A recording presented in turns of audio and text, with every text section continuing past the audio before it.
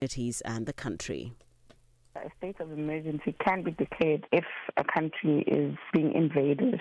And we do believe that the influx of illegal immigrants is what we can term an invasion. So the law does support that, and the president can deploy the SANDF. And we thought this would be very important for places that have been taken over by the Zamazamas and all these other places and towns that have been taken over by illegal immigrants, where we can see that the police are clearly not managing to deal with the situation. And finally, the Australian government has called a meeting with the gaming platform Roblox over reports that it's exposing children to predators and harmful material. The Communications Minister Annika Wells said she'd also asked the internet regulator to explore taking urgent steps against the company. Roblox says it's committed to keeping users safe. For any news stories you would like to share with us, please do send an email to newsroom@channelafrica.co.za or call us on +27 11 714-4459. For Channel Africa News, I'm Jolani Tulo Mwepe. SABC News. The African Perspective. Time to stay informed, inspired, and connected to the ideas driving Africa forward. The Upside on Channel Africa, the African Perspective.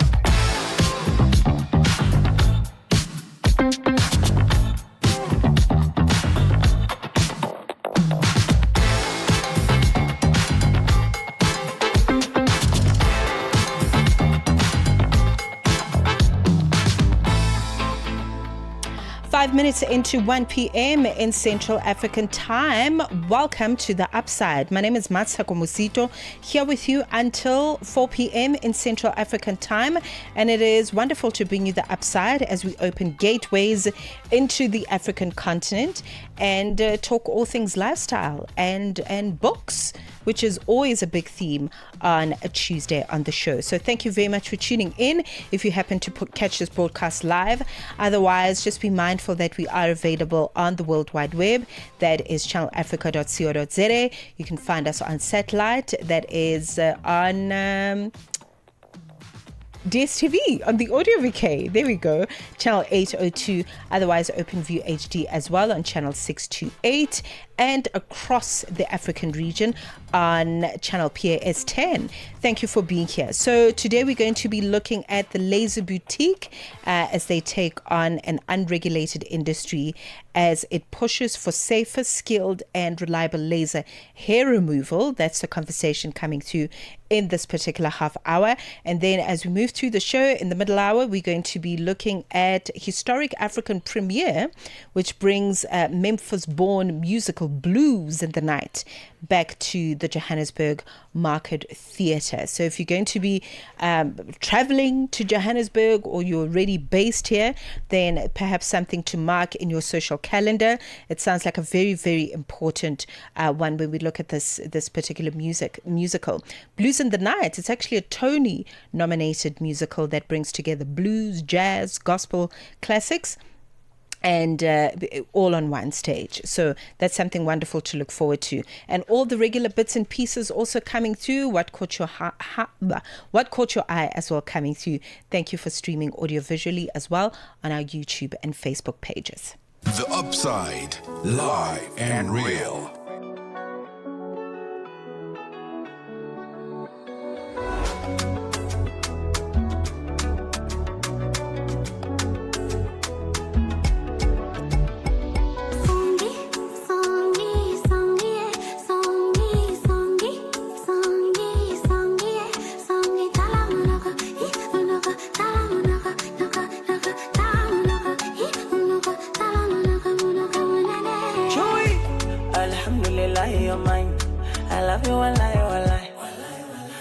Vacation, baby, come to Dubai. I'm a Uji Bombo Kilimanjaro, one in Masai. I want you, I love you, man. I want you, caught in a China. Ooh, nana, you're so pretty, nana. When you shake your nana, I wanna touch your nana. You're so beautiful, cute, diverse, just like your mama. kiuno nataka kiuno na icho kakupa mama eti nataka aki. We got strong bonding, baby you're my zombie. I go bite your neck, still I fight, baby I'm your zombie.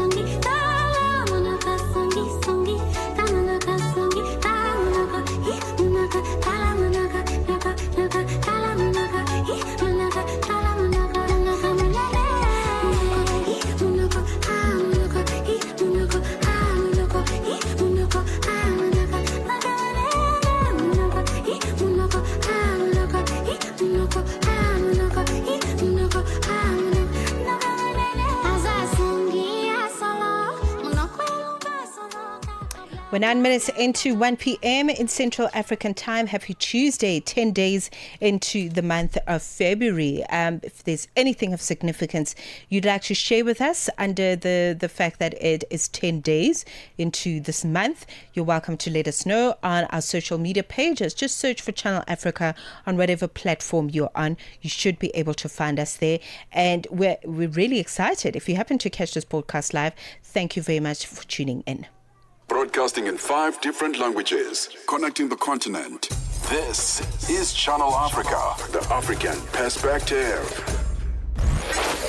The voice of the continent, now online, with all your sports fixtures, lifestyle, and more. 60 years of Channel Africa, your trusted voice, your African perspective, into the future. África. Conhece o Ntivani? Claro que sou eu. Ntivani é o amante da música de corpo e alma. Eu amo música africana. Ele aprecia todos os tipos de melodias e passa os seus dias a ouvir a Channel Africa. Adivinha só, a Channel Africa quer ajudar o Ntivani e os amantes da música em todo o lado a descobrir ainda mais música incrível. Por isso, a Channel Africa está a convocar artistas africanos a submeterem as suas músicas.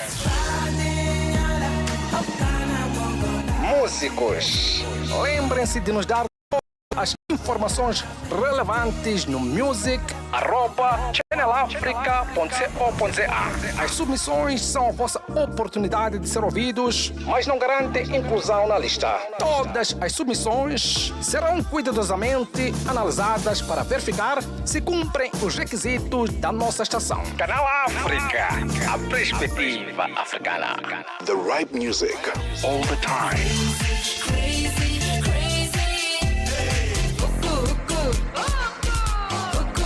On Channel Africa, the African perspective. We take no sides, none whatsoever. We are the upside.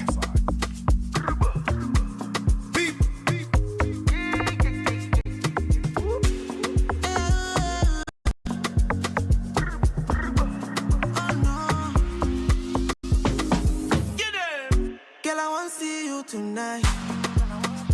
I will catch a flight and come see you tonight. Girl, I want to see you tonight. I will catch a flight and come see you tonight.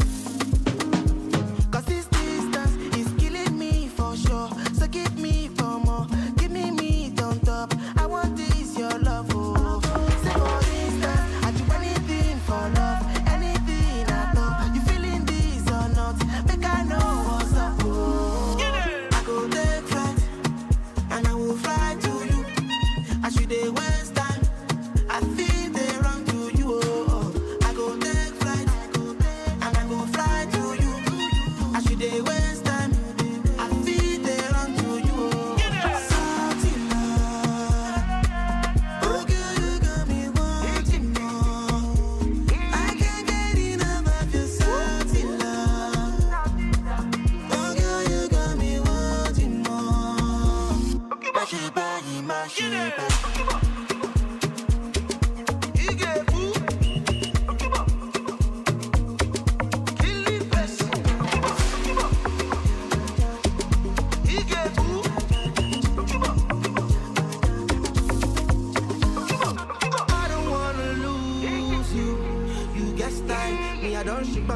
don't know, no.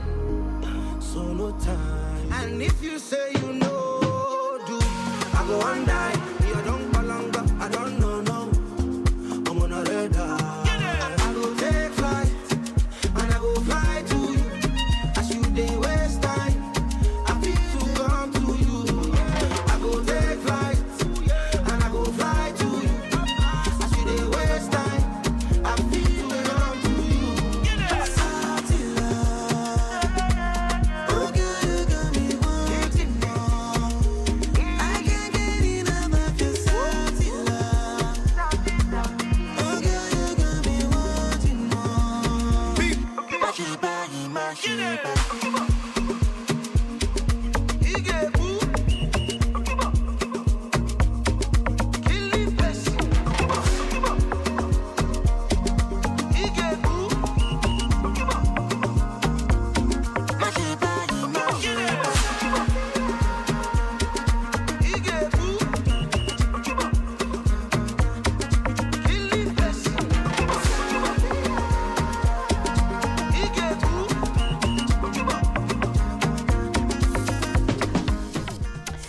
Minutes into 1 p.m. in Central African Time. Peruzi coming through with Sathi Love.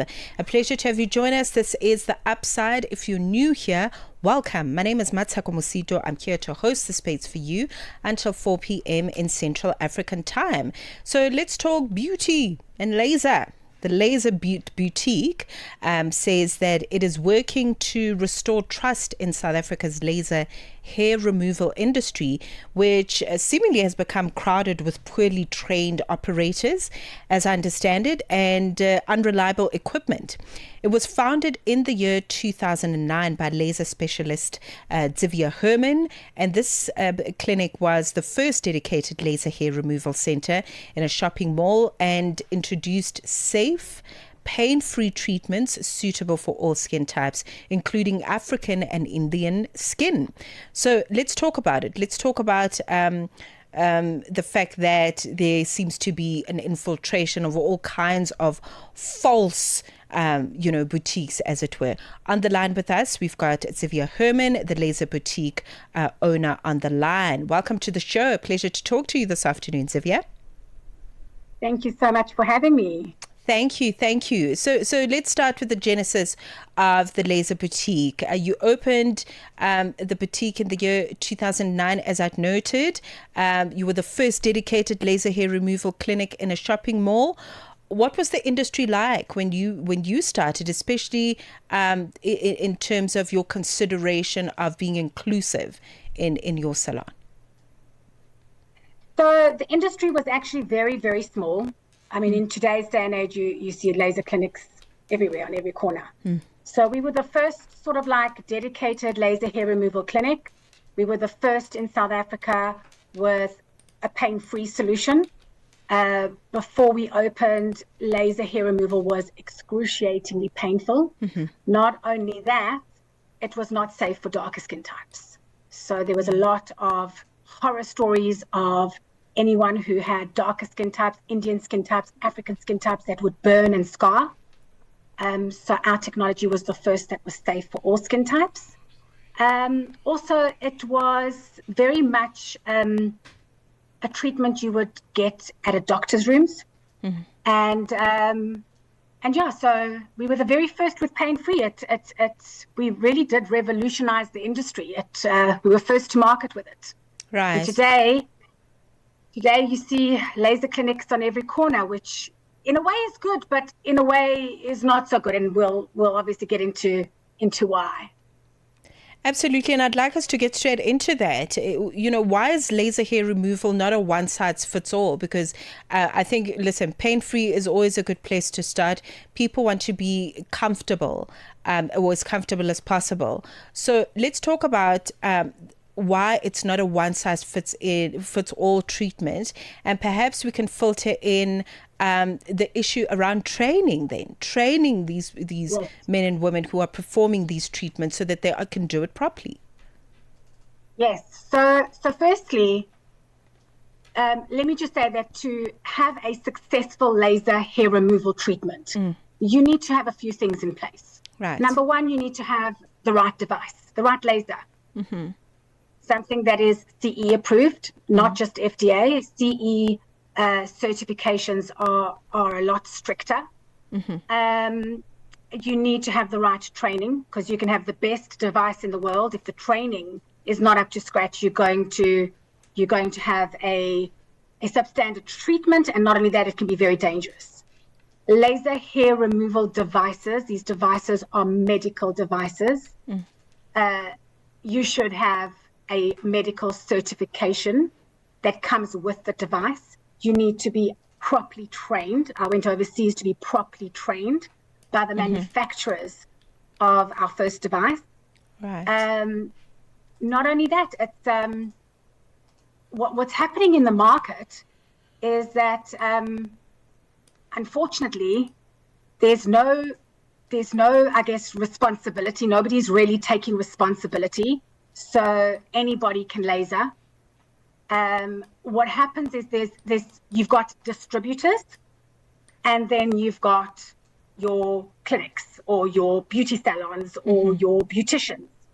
So you have these distributors who import lasers into South Africa, and they don't really know much about the industry. They are not qualified. They are just making money, and they don't even know what to look for when they're looking to distribute devices. And then they're selling these devices not knowing what they're actually selling. They're also training on the devices when they're not equipped to do the training. And then you get and obviously with the Chinese market, China just copy and paste everything. And as we all know, you get good copies, you get bad copies, you get horrendous copies. And when you're talking about a medical device, you've got some horror stories, you've got some really bad technology out there. And so what these distributors do is their main goal is to sell as many devices as possible. And when you buy a device, you get a 1 day or 2 day training free with your device. Already these distributors are not qualified to train. And then what lands up happening is a lot of the time is you get these salons or people that are wanting to be in the industry, they're not qualified somatologists, they haven't done any sort of degree, they haven't studied anything, but they're business people. And they think they're going to make a quick buck. So they buy a device from whichever distributor, whoever promises them the world, and these distributors will promise you everything that you want to hear. And then they will come and they'll train your therapist or your therapist. And just like waiters and waitresses, therapists, and people who know the beauty industry, whether it's nail techs, hairdressers, whatever have you, they don't stay long in a position. They move around all the time. So what lands up happening is these beauticians move on, they hand in their resignation, and now the owner of the business now needs to hire new staff and train new staff. But now the distributor will charge up to 10, 20,000 Rand a day to train new staff, because they could use that time to go and sell a machine. So it doesn't pay them. So their training costs are exorbitant. And so what lands up happening is the business owner cuts corners and tells the therapist who is leaving, who's already got one foot out the door and doesn't really care, to train the new person that's come in. So there's substandard training going on.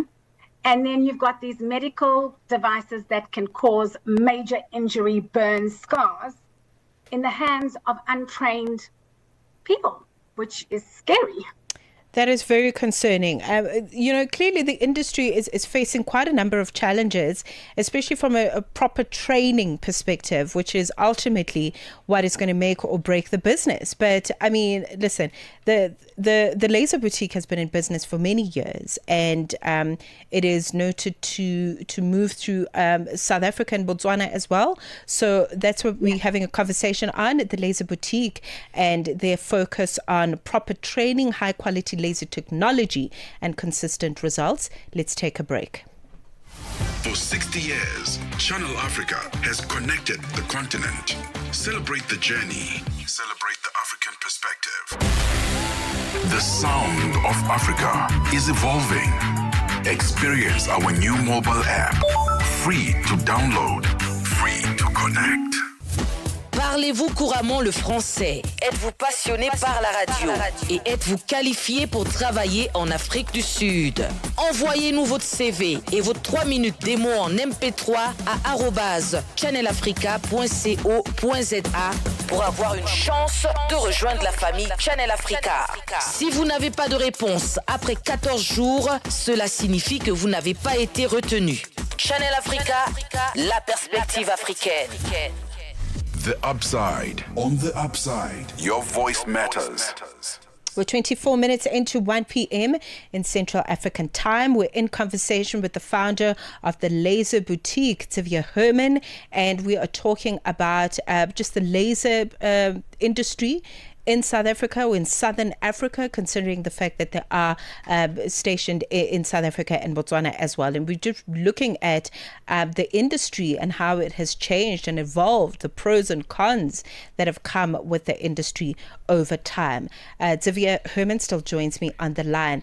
Let's talk about training. And as I understand it, I beg your pardon, Xavier, training appears to be central to the boutique and the model, as you've explained it in our last segment.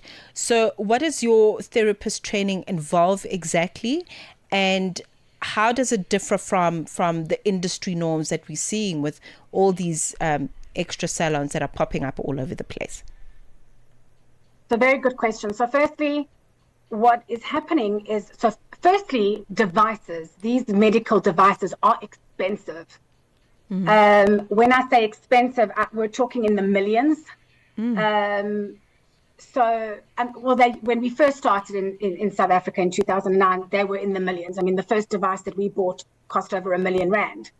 And obviously with China coming in and copying, the cost of the devices have gone down. Yeah. But what lands up happening also is that and this is even happening with doctors. If a doctor is buying a device that's R1 million plus, he's going to want to use that device for years and years so that he can recoup his investment. Mm-hmm. And technology is bettering very, very fast. So you've got a whole lot of salons, clinics, beauticians, even dermatologists, doctors' rooms that are sitting with old technology and haven't really updated the technology because it means they have to fork out more money. So you've got people milking old devices. You've got, like we said, untrained staff. And how do we do things differently at the Laser Boutique is, firstly, we only hire fully qualified somatologists. Somatologists study 3 to 4 years. They study from hygiene to skin to, the amount of work, the amount of knowledge that they learn at beauty school is very, very vast. The only issue with beauty schools is that they can't really afford to buy a laser device to train these girls. Mostly they're girls. Yeah. So you've got most dermatologists leaving beauty school not actually learning how to use the laser device. And if they do learn how to use the laser device at university, they're actually learning really bad habits because the lecturers are not equipped. They don't know. They don't have the history. They don't have the experience. So, I mean, I'm dealing at the moment with a young therapist who was going to a beauty school. They were training on how to use a laser hair removal device, and they burnt her legs, but so badly that she's got like track marks all the way down her legs. The beauty school called me and said to me, Severe, help me, because if you can't help me with this therapist, she's going to take us to court. So I took her in, and we don't only actually offer laser hair removal, we're also skin specialists. So we offer treatment for scarring and burns, etc. So it's scary that even beauty schools are not equipped to train. So at the Laser Boutique, we've got our own boutique academy where we train. We only train fully qualified stomatologists. So they must have studied for at least 3 to 4 years. And after that, we then take them into our university, into our academy, and we teach them from scratch. We go all the way from anatomy to the hair cycle, to the skin, where the hair sits, talk about hygiene, talk about how to actually use the device, the safety of the device. There's laws and regulations on how to use the device. So it's almost military, our training. We've got theory, which the girls have to pass with at least 80%. Yeah. And then there's practical. And the practical is almost like a pilot has to fly a certain amount of hours. Therapists have to perform a certain amount of treatments to be able to qualify and get certified by us. Okay. And only once they've done that are they allowed to treat at the Laser Boutique. Okay. Zivia, unfortunately, we have run out of time, but thank you very much. I think perhaps if you have a customer-related query, you can get hold of the Laser Boutique. They've got a website if you want to ask about how to choose a laser treatment or what to look for. You know, a lot of people don't know much about laser. The Laser Boutique is there for you. The laserboutique.co.za. Okay, they've got a fully functional website where you can even book online. We just had a conversation with the founder of the Laser Boutique, Zvia Herman, on the line. It is 1:30. Let's check in with sports. Get the news, music, and lifestyle of Africa on Channel Africa, the African perspective. Sports on Channel Africa, the African perspective. First up in our sports update, we kick off with football news. Kaizer Chiefs co-coach Khalil Ben Youssef has warned that the club risks losing defender Given Msimango to another injury after being forced to rush him back as a demanding schedule continues to take its toll on the squad.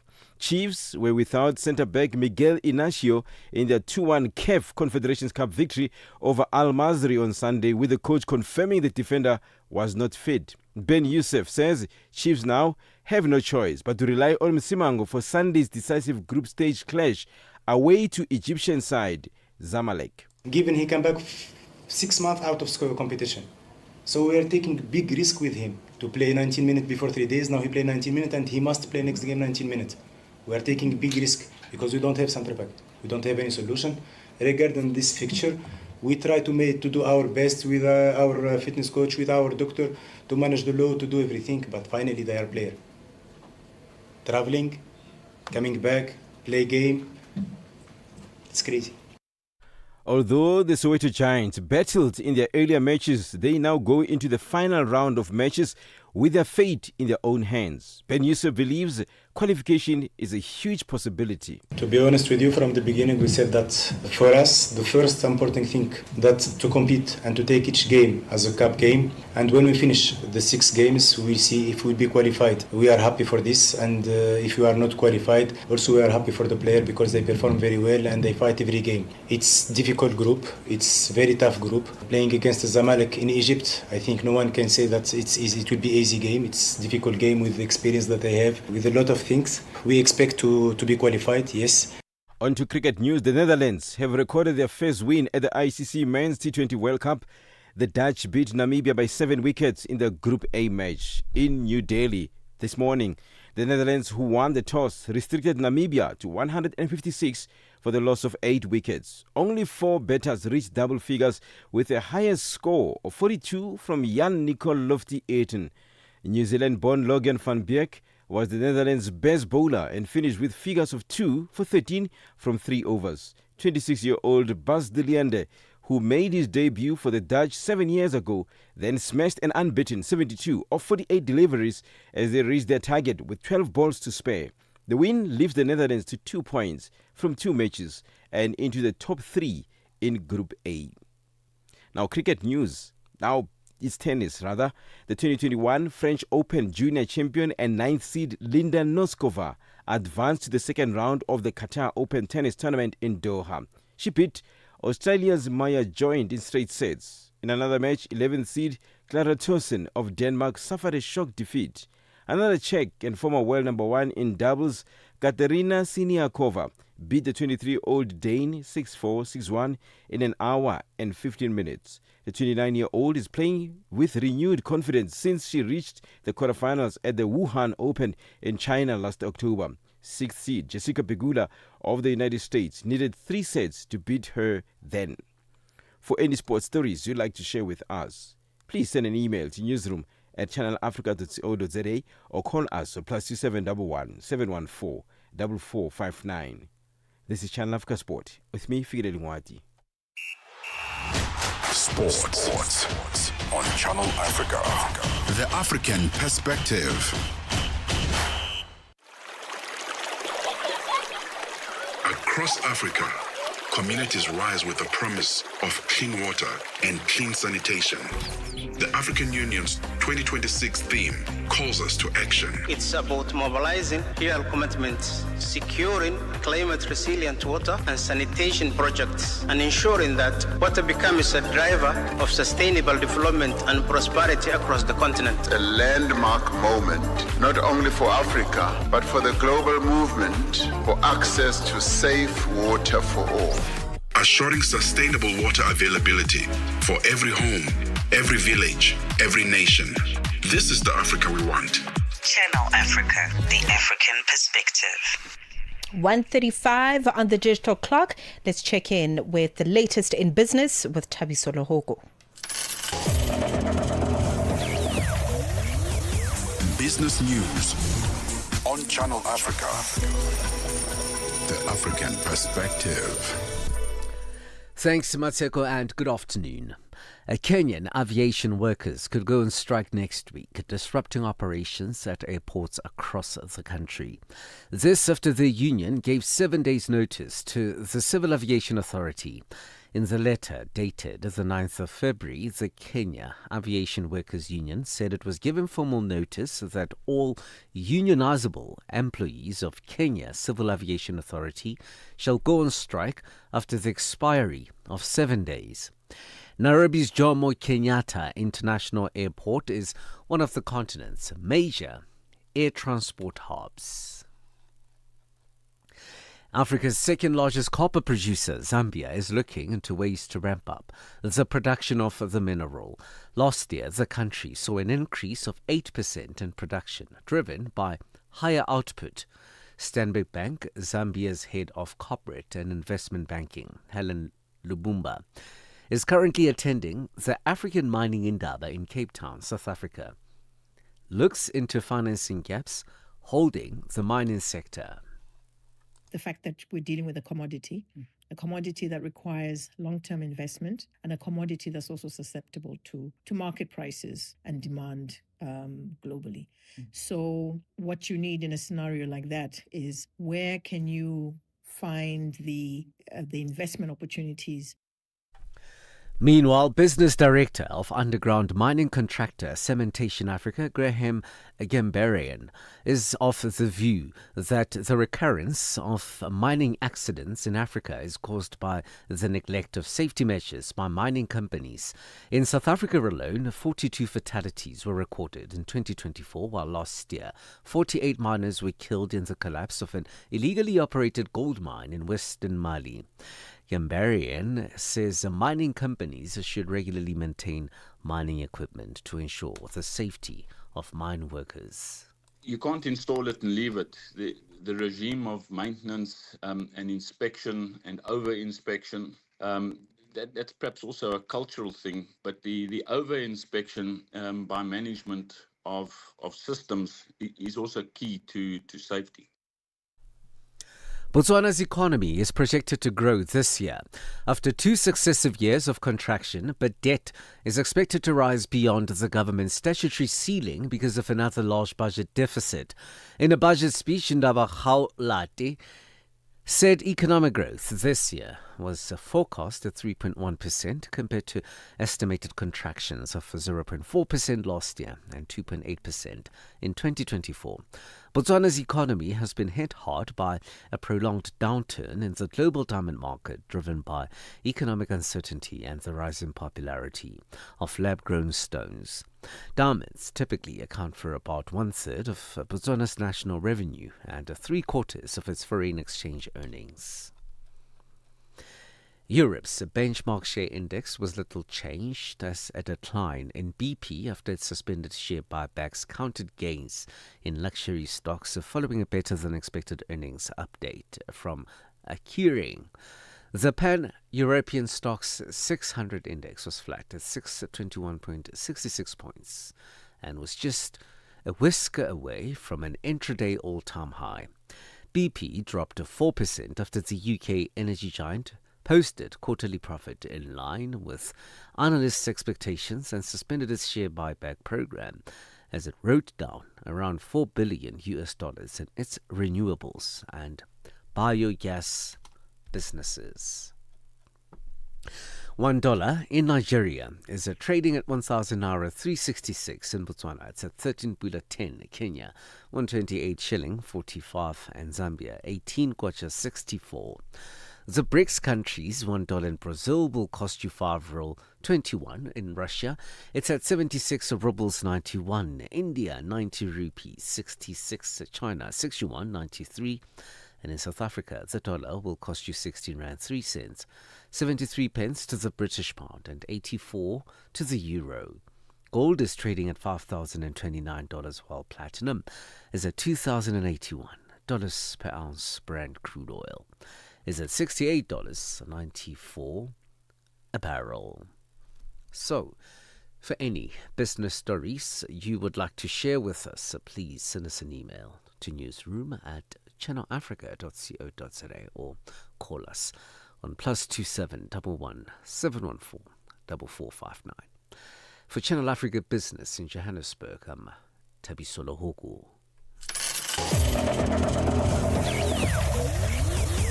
Business news on Channel Africa.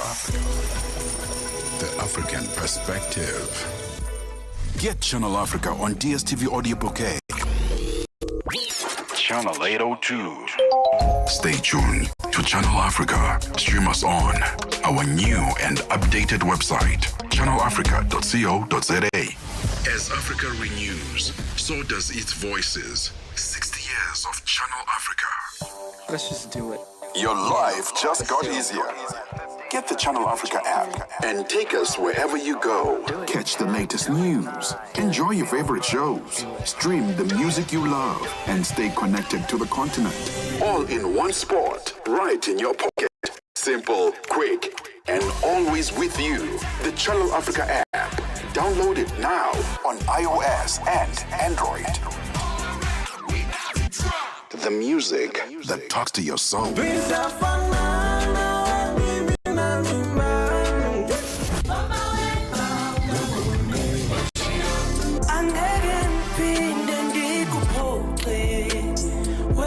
On Channel Africa, the African perspective.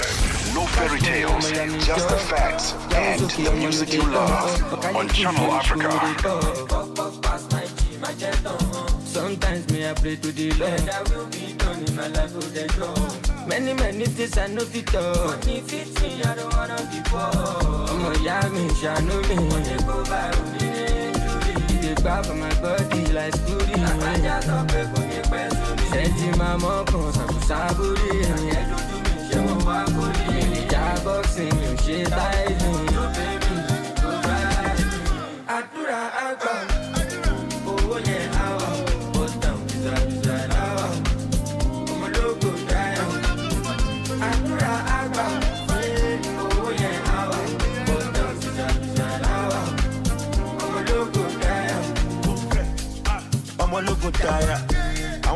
gara mi o kana. If you no be Messiah, báwo ni mo ṣe máa gbé $500 million sáyà? Mi ò gara mi ò kana, nǹkan tójú mi rí tójú ẹ bá rí olè máa yá. You don't be money, I put my car. Ó fẹ́ gbé mi mọ́ra ẹ máa ó bàrà ó bouncer. Irú blessing kò ń ṣe fọ́mọ ọ̀lẹ. Bàbá ti bá mi pé wọ́n yọgò sọ́mọ yọbẹ̀. Ṣé ló bùgà tẹ́lẹ̀ ní sí ọ̀n tọrọ ọ̀kẹ́? Once beat it twice try, ọlọ́pọ̀lọ́ lọ́jẹ̀. Say if you choose that drug, I go take you overdose. Kòwé ẹja burata, kì máa rogun loan. Bambi, agent, loan dem my zone. The credit alert, I want to see for my phone. Àdúrà àgbà owó yẹn àwọ̀ bọ́sítà òkúta láwọ̀ ọmọlógo dáyà. Àdúrà àgbà owó yẹn àwọ̀ bọ́sítà òkúta láwọ̀ ọmọlógo dáyà. Money white there fuck me like me padà be like this. Wàlúùtò ní olúwa ló ń balẹ̀ ṣe. Ọmọ wèrè olúwa ló ń ṣọ́. Agbégbá rẹ̀ wọ́n ní kí la fẹ́ kọ́. Wọ́n ní pé lójọ́ tá mi mú padà di celeb. Àwọn wèrè wọ́n ní mo lọ sẹ̀lẹ̀. Ikú padà ẹ̀ tí mo ti yẹ̀ kẹ́. Pé mo wọnú parí, ká ló jáyé ṣẹ̀ǹgẹ̀. Èmi láì mi ọlọ́pàá mi ò lè sẹ́ńpẹ́ o. Nínú pàṣẹ mo máa jẹ́ bẹ́ẹ̀. Kẹlẹ́gbẹ́ kó máa mẹ́gbẹ́ o. Kọ́rẹ́ rí má padà dọ̀rẹ́ lẹ́bẹ̀. Ẹ ṣe inú sínú ibà ìbò. Mo kàn tí kò sí wọn mọ̀ sí ní pé kí n kárí go. Fún wọn ní gbẹ̀rí tó dùn. Gbẹ̀rí tó dùn pé ní ká ikọ̀ àtẹ̀bá ìbò. Àdúrà àgbà owó yẹn àwọ̀ bọ́sítà òkúta láwọ̀ ọmọlógo dáyà. Àdúrà àgbà owó yẹn àwọ̀ bọ́sítà òkúta láwọ̀ ọmọlógo dáyà. No interruptions, just the music you love on Channel Africa. Greatness. DJ Natil.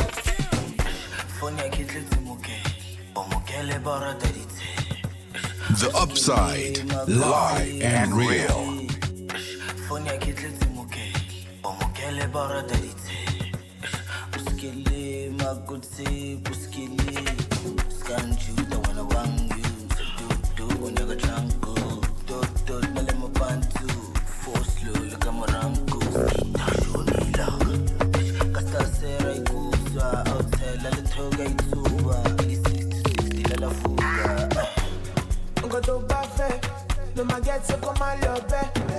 Body on check.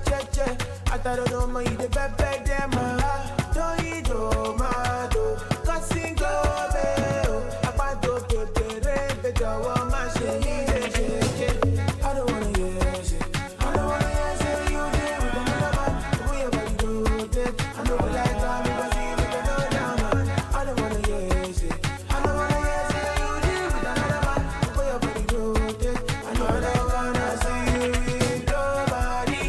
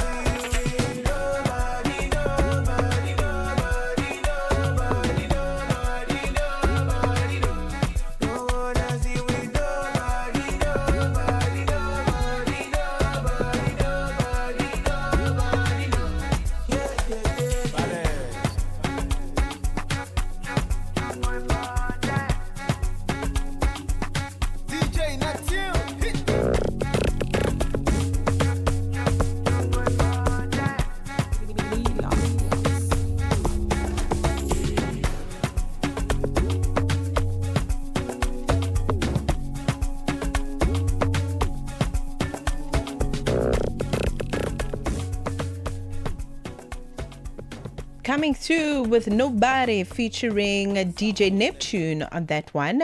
Thank you for being here. We are 12 minutes away from the 2 p.m. hour. We've got news as we kickstart the hour. So thank you very much for being here. The Upside, exclusive to Channel Africa with myself, Mmatsheko Mosito, until 4 p.m.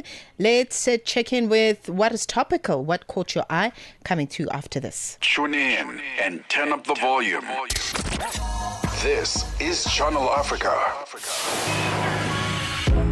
Your life, your rhythm, your Africa. Channel Africa. Find it for free on Google Play and the Apple App Store. Africa Update on Channel Africa with Lulu Kabu. Congolese President Felix Tshisekedi has now accused Rwanda of violating the peace deal. Are you surprised at this latest accusation? This is literally days after a signing, a ceremony, so to speak. This is not surprising. I mean, if you ask Paul Kagame, he would also say almost the same thing. One should ask a question. The broker of the peace deal, President Trump, what is it that he wants? Why now? And why is this peace deal being signed in the Americas and not in the Great Lakes? Paul Kagame has never respected Tshisekedi, as often say. Tshisekedi must deal with the problems in his country. He has nothing to do with it. So this peace deal, obviously, when it was signed, one just looked at it and said, this will not last. Kenny Matiba, former journalist. Africa Update with Lulu Kabu, 12 to 1 p.m. Central African Time. This is The Upside for Africa's most exciting content on the radio. We're 10 minutes away from 2 p.m. in Central African Time. Thank you for staying with us. What caught your eye? Listen, I would love to know what caught your eye.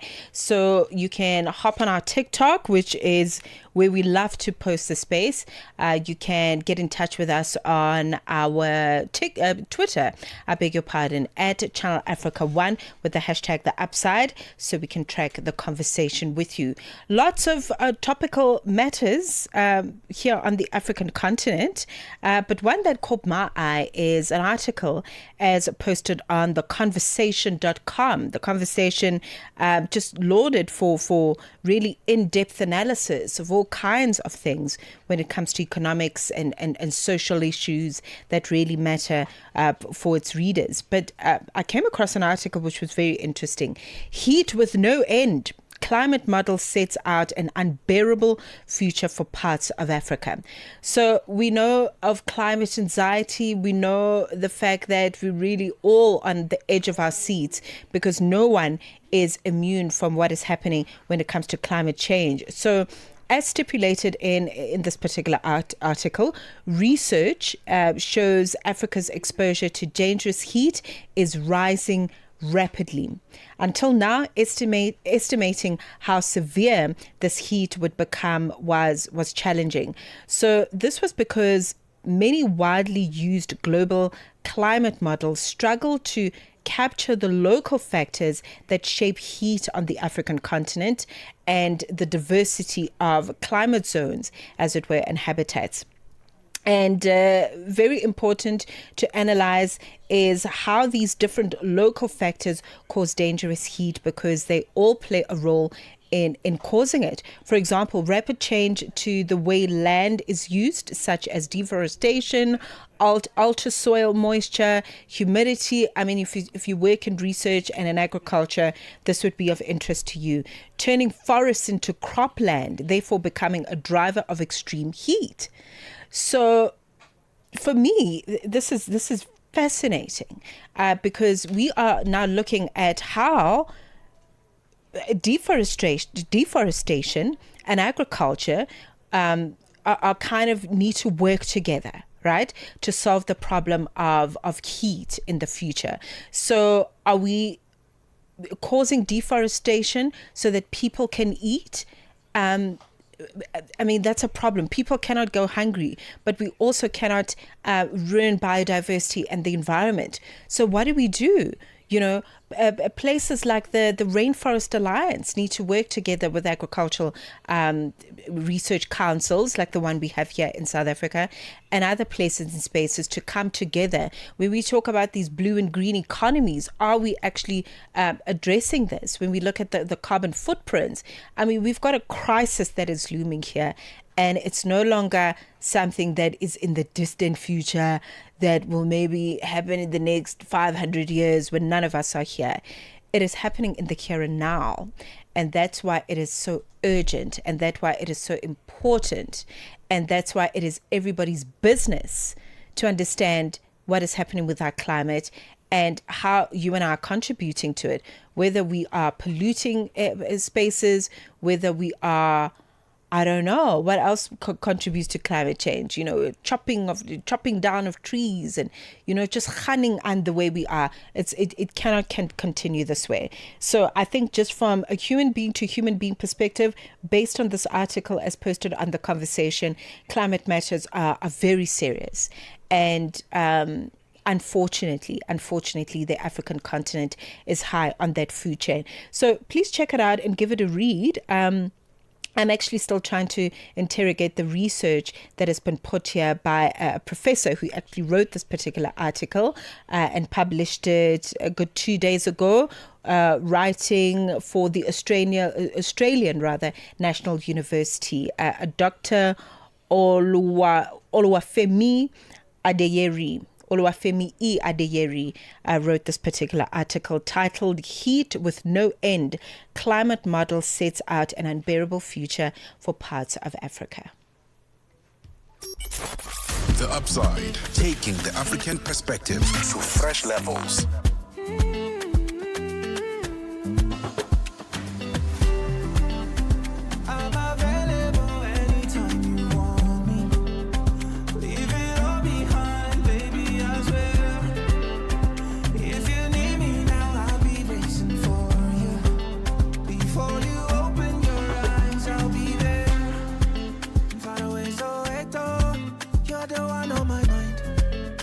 Follow me, go like my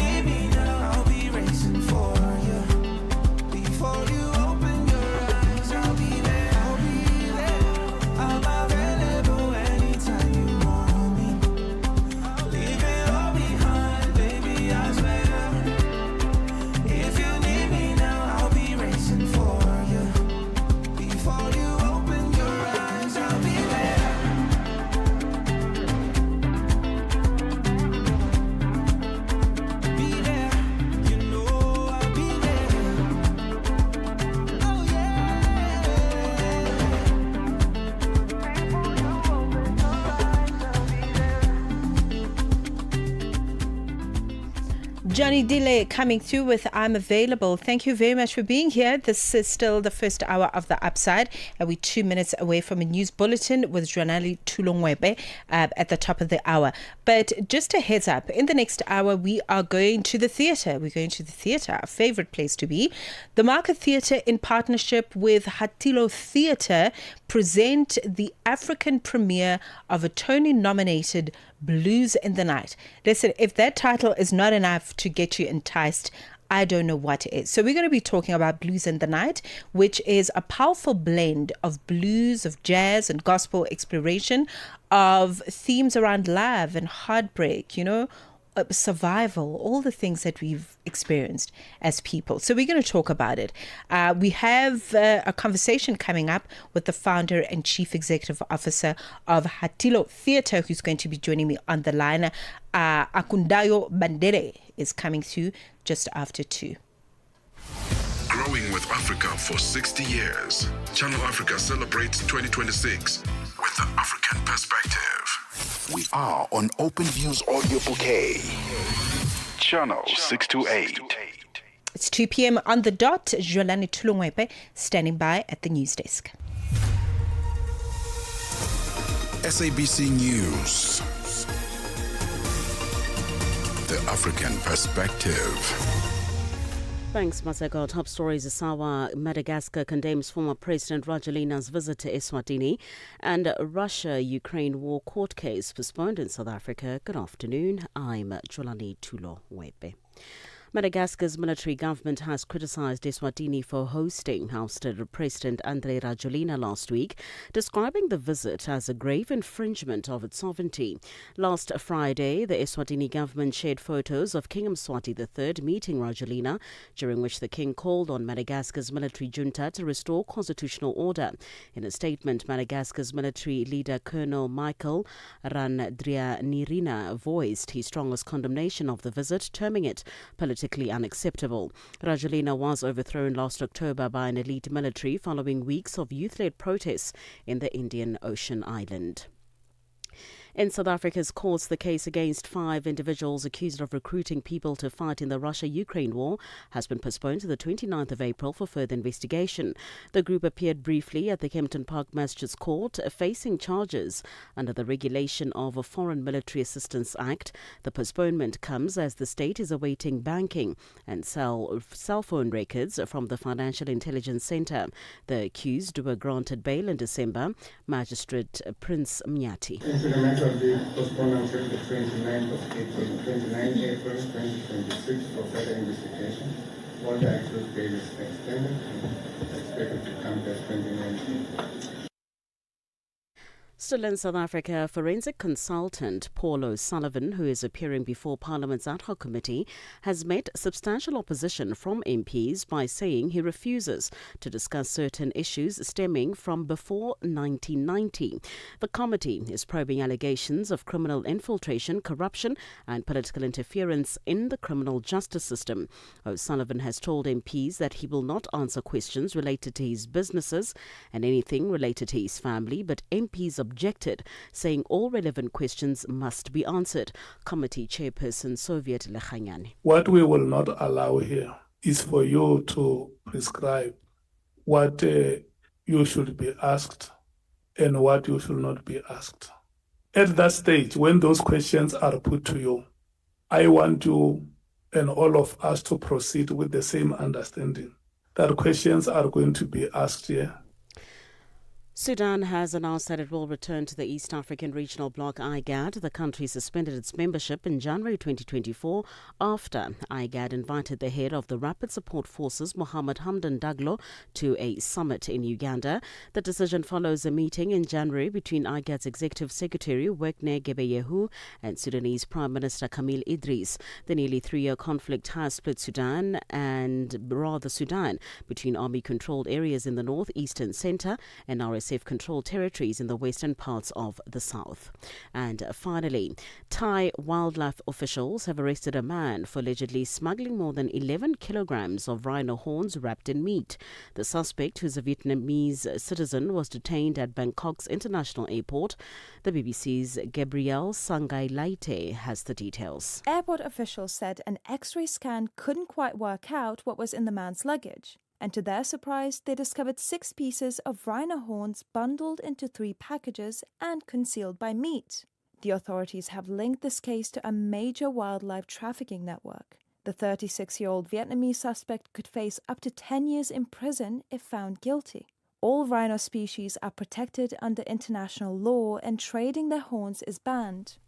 Recapping the top story this hour, Madagascar's military government has criticized Eswatini for hosting ousted President Andry Rajoelina last week, describing the visit as a grave infringement of its sovereignty. For any news stories you would like to share with us, please do send an email to newsroom@channelafrica.co.za or call us on +27 11 714 4459. For Channel Africa News, I'm Jolani Tulo Wepe. SABC News. The African Perspective. Time to stay informed, inspired, and connected to the ideas driving Africa forward. The Upside on Channel Africa, the African Perspective.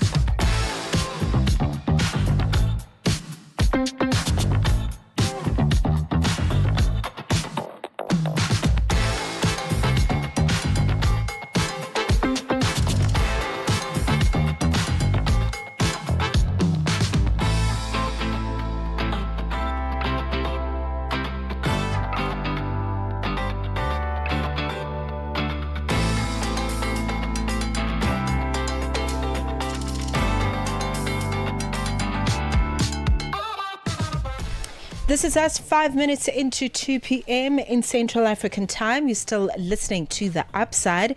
Thank you for tuning in. If you happen to catch this broadcast live, you are just in time for us to head to the theatre. Yes, that's where we're going today on a Tuesday. We are checking in with Blues in the Night.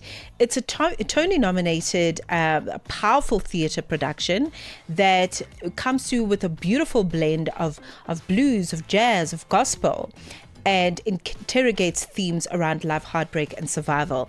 So we're going to talk about it because, as I understand it, it has started running from the 5th of this month and continues on until the 22nd of February. And the production centers the emotional lives of a black woman through timeless music by legends like Bessie Smith, Duke Ellington, and I'm sure we're going to hear much more about the story as we catch up with the founder and CEO of Hatilu Theatre, Ekundayo Bandele. Stay with us. Your afternoons just got even better. Fresh and exciting. The Upside, hooking you up with today's news from an African perspective.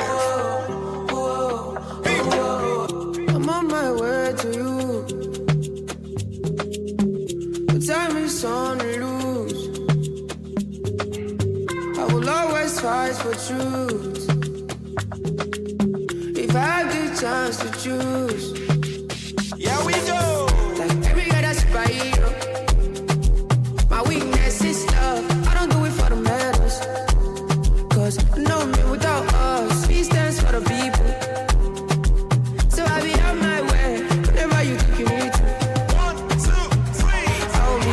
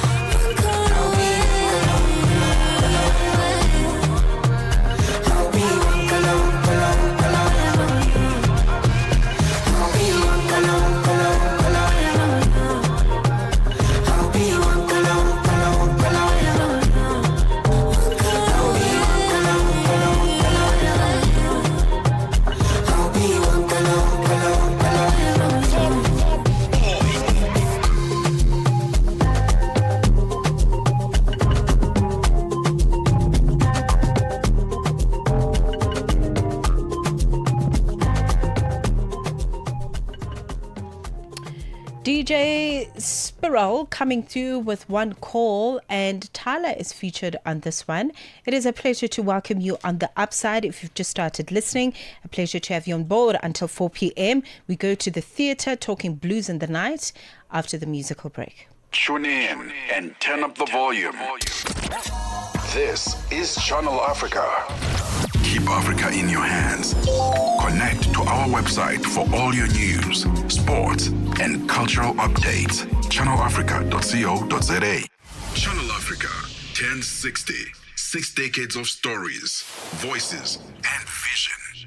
Got something to say? Are you passionate about issues that matter? Do you have a voice that deserves to be heard? Well, we've got the perfect platform for you. Call in or drop us a WhatsApp on +27 63 406 9126. And we will call you back. So you could have your say and be part of the conversation. 30 years of age. I just turned 30 on the 15th of November. So that's who I am, you know.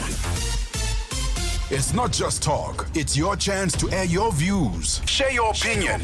Engage with a community that values your perspective. Follow us on our social media. Visit our website at www.channelafrica.co.za and get ready to share your views on Channel Africa, the African perspective. The music you love. The music you love.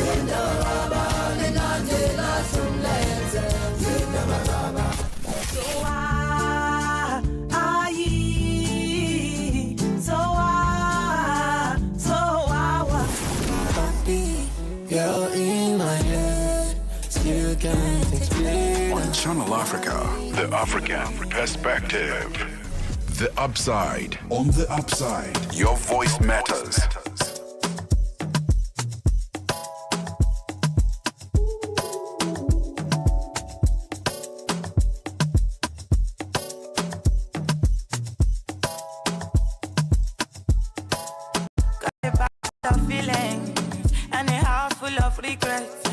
This baggage is can't fit to no plane, don't mean to digress.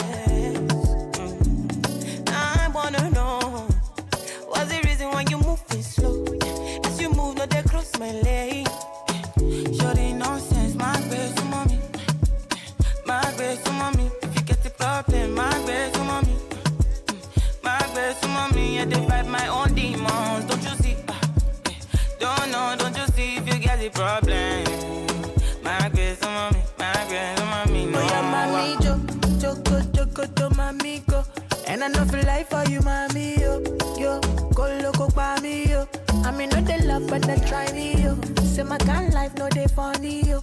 Many things I seen, feed up, mommy, yo. Big money, man, tiny, yo. I mean, not they take me, man, I find my own demons, yeah. Keep the bad energy going, yeah. Play with no time when you see us, yeah. We got the right energy on, yeah. Bust to the rhythm, nothing long, yeah. We fly with the thing on, yeah. And who know they my girl, mommy, no. If you live this kind of life, I don't leave you, go, no. Man, I leave, I don't send no person. Save me, I don't send no man. I don't live my life on a low, I need a show. Steady bank cruise.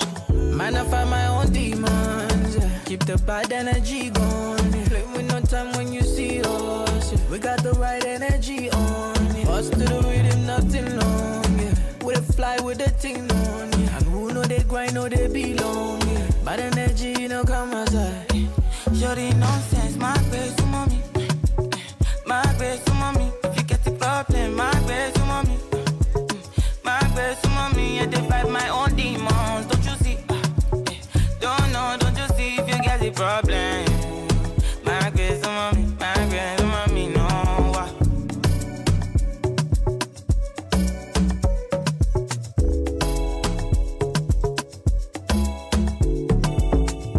Channel Africa, your voice, your sound, and your home. Stay logged right here.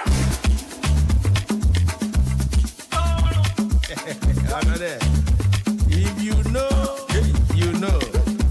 But if you don't know, you know.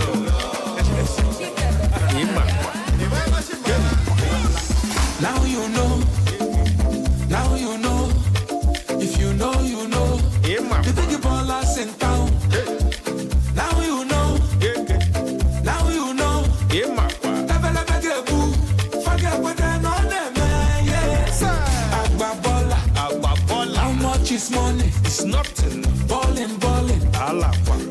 Premium or nothing. On them or nothing. Now you know. Now you know. Now you know. Now you know.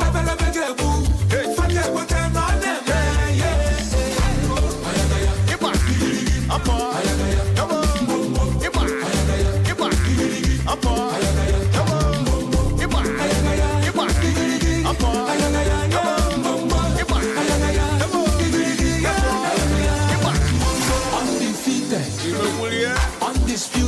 Undisputed, unopposed, luxury or nothing.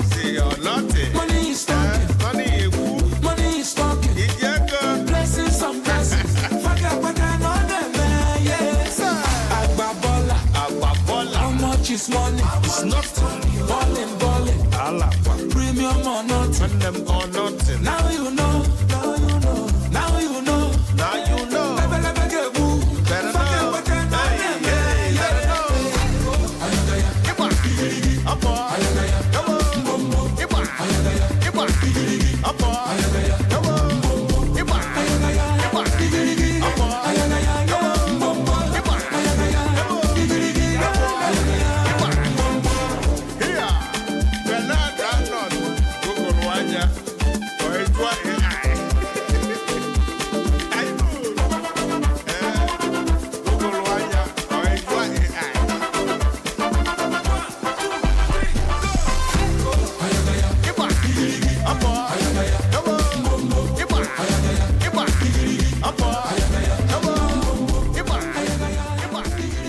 We're 16 minutes into 2 p.m. in Central African time. Oh my goodness, flavors, big bala coming through in the second hour of the show as we are headed to the theater.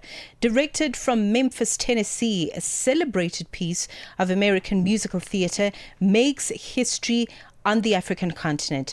The Market Theatre has partnered with Hatilo Theatre, and they are presenting the African premiere of a Tony-nominated Blues in the Night. This is a powerful blend of blues music, of jazz, of gospel, and it explores some very universal, very relatable themes, might I add, of love, of heartbreak, and survival. Set to be running, or started running rather, from the 5th until the 22nd of February this year. This production centers the emotional lives of Black women through timeless music, with the likes of Bessie Smith, Duke Ellington arriving during the Black History Month. So the Market Theatre's 50th anniversary and the 17th year since South Africa's 1956 Women's March. Very, very relevant in terms of timing as well. So let's talk about Blues in the Night. It sounds very exciting and definitely up yours and my alley, without a doubt. Ekundayo Bandele is joining me in their capacity as founder and chief executive officer of Hatilo Theatre. Ekundayo, a pleasure to have you on Channel Africa. Welcome to the show. Thank you so much for having me. I'm excited to be here. Thank you. A pleasure, a pleasure. It sounds like such an important story, and I think it's so wonderful to note the merging of the two theatres. Perhaps give us a history of Hatilo Theatre and its meeting with the Market Theatre here in South Africa. Well, Hattie Theater opened in Memphis, Tennessee in 2006 in a small storefront. And so we're a Black repertory theater, so we do around 6 to 8 plays every year. Back in 2014, we built a new theater. So it has 2 theaters and a coffee shop and things along those lines. And we continue to do our work. Leading up to our 20-year anniversary and right here with the Market Theater's 50-year anniversary, it seemed really, everything just lined up. It seemed very fortuitous for the two organizations to come together to produce something. And so the Market Theater has a strong international presence, international reputation. Hattie Lou is pretty much regional within Memphis. But in talking with their creative team and Greg, we decided that, hey, bringing a show over that is authentically Memphis and that region that Hattie Lou is in would be a great fit to celebrate not only Black history on the continent and in South Africa, but also leading into the 50-year anniversary of the Market Theater. Oh, it's very, very exciting. A merging of black theatres. And I think also in extension to that, what's so exciting is the universal themes. The center of the story around the emotional lives of black women, and, how the story moves through different generations and cultures. Yeah, talk to us about the research that went into interrogating that before bringing it on the African continent. Yeah. So one thing about blues music, for people who may not be that familiar with it, is that it came up out of field songs during the African Americans period of enslavement. Yeah. And the blues was a merging of field songs as well as gospel songs. And it was all about the heart. It wasn't just about struggle. A lot of people think the blues is all about struggle, but it's also about triumph. And so this play specifically deals with the individual triumph of three different black women who are dealing with not only just having a broken heart, but also having some trials and tribulations dealing in their lives. And so the way that this music comes together, it also shows how these women come together, because in the play, they are in each a different hotel room. And they all have their stories, and very seldom do they come together throughout the course of the play. So they come together at the beginning, they come together at the end of Act One, and then they come together at the end. And it's showing that there's this trajectory of having a heart broken, finding one's own agency and self, and then saying, you know what, this is my life, these are my choices, and I'm going to be happy with me. And so looking at those themes of empowerment, looking at those things of uplift when it comes to black women, it just seems that was a fitting show to bring over here to the Market Theater, which is founded upon resilience, which is founded upon storytelling of the human condition, sometimes in conflict with itself. And so we definitely wanted to bring something that celebrates the historical significance and the heartbeat of the Market Theater. This is wonderful. Okay, so if you've just started listening, we are talking about Blues in the Night and its debut here on the African continent. It's a beautiful partnership between the Market Theatre and the Hathaloo Theatre, and they are presenting this Tony nominated production here in South Africa. Let's take a break. Call us on +27 63 406 9126. I can see my whole world changing. And contribute to the conversation. The voice of the continent, now online, with all your sports fixtures, lifestyle, and more. Be inspired. Stay informed. Channel Africa, the beauty of life.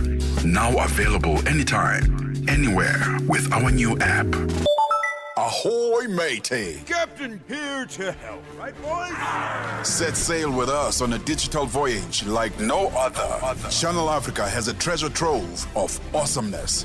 That is our website and social media pages. Tell me, why are you here? We want you to be part of our adventure. The winds are changing, Captain. And this time... Imagine a world where curiosity knows no bounds, where entertainment meets enlightenment, and where every click leads to the African perspective. Visit us on our website, www.channelafrica.co.za, or follow us on Instagram or on X at Channel Africa One. Go on, like us on Facebook at Channel Africa One. So, spread the word. Tell a friend that Channel Africa's online variety is what they need on the web. Channel Africa, the African perspective. This is The Upside for Africa's most exciting content on the radio. We're 24 minutes into 2 p.m. in Central African Time. Let's continue our conversation with Ekundayo Bandele, who is the founder and chief executive officer of Hathaloo Theatre, which is a big, beautiful performance space in the USA, and they are bringing Blues in the Night to South Africa in their partnership with the Market Theatre. Very, very exciting. Ekundayo, let's interrogate the music further, because this is very important considering the fact that this is a musical. the music Mm-hmm. of Bessie Smith is in this Mm-hmm. particular production. Big artist, right? When we look at her era of the Yeah. 1930s, when she was still Yeah. I think she was the Empress of Blues, or the Queen Yes. of Blues at some point, right? And Mm-hmm. pianist, Exactly. and pianist Duke Ellington. Talk to us about the Mm-hmm. significance of that blues music in the play and in the here and now. So the big thing about Bessie Smith, not only was she the Empress of the Blues, she actually um, she dispersed that music through what was called the Chitlin Circuit, Mm-hmm. which was a loose band of clubs throughout the South and also going all the way up into Chicago, which is in the middle of the United States in Illinois. And so the albums, records were just coming out at that time, or rather, really just getting popular, especially with Black artists. And so Bessie Smith, with her blues and not only her singing, but also the showmanship that she brought with it, she traveled along on that Chitlin circuit, and she really helped spark the careers of many musicians that played with her, as well as some background singers. And she took the blues to a whole nother level. She is the one that really brought that feminine spirit, that warrior spirit Mm-hmm. into that music, which had been predominantly male dominated.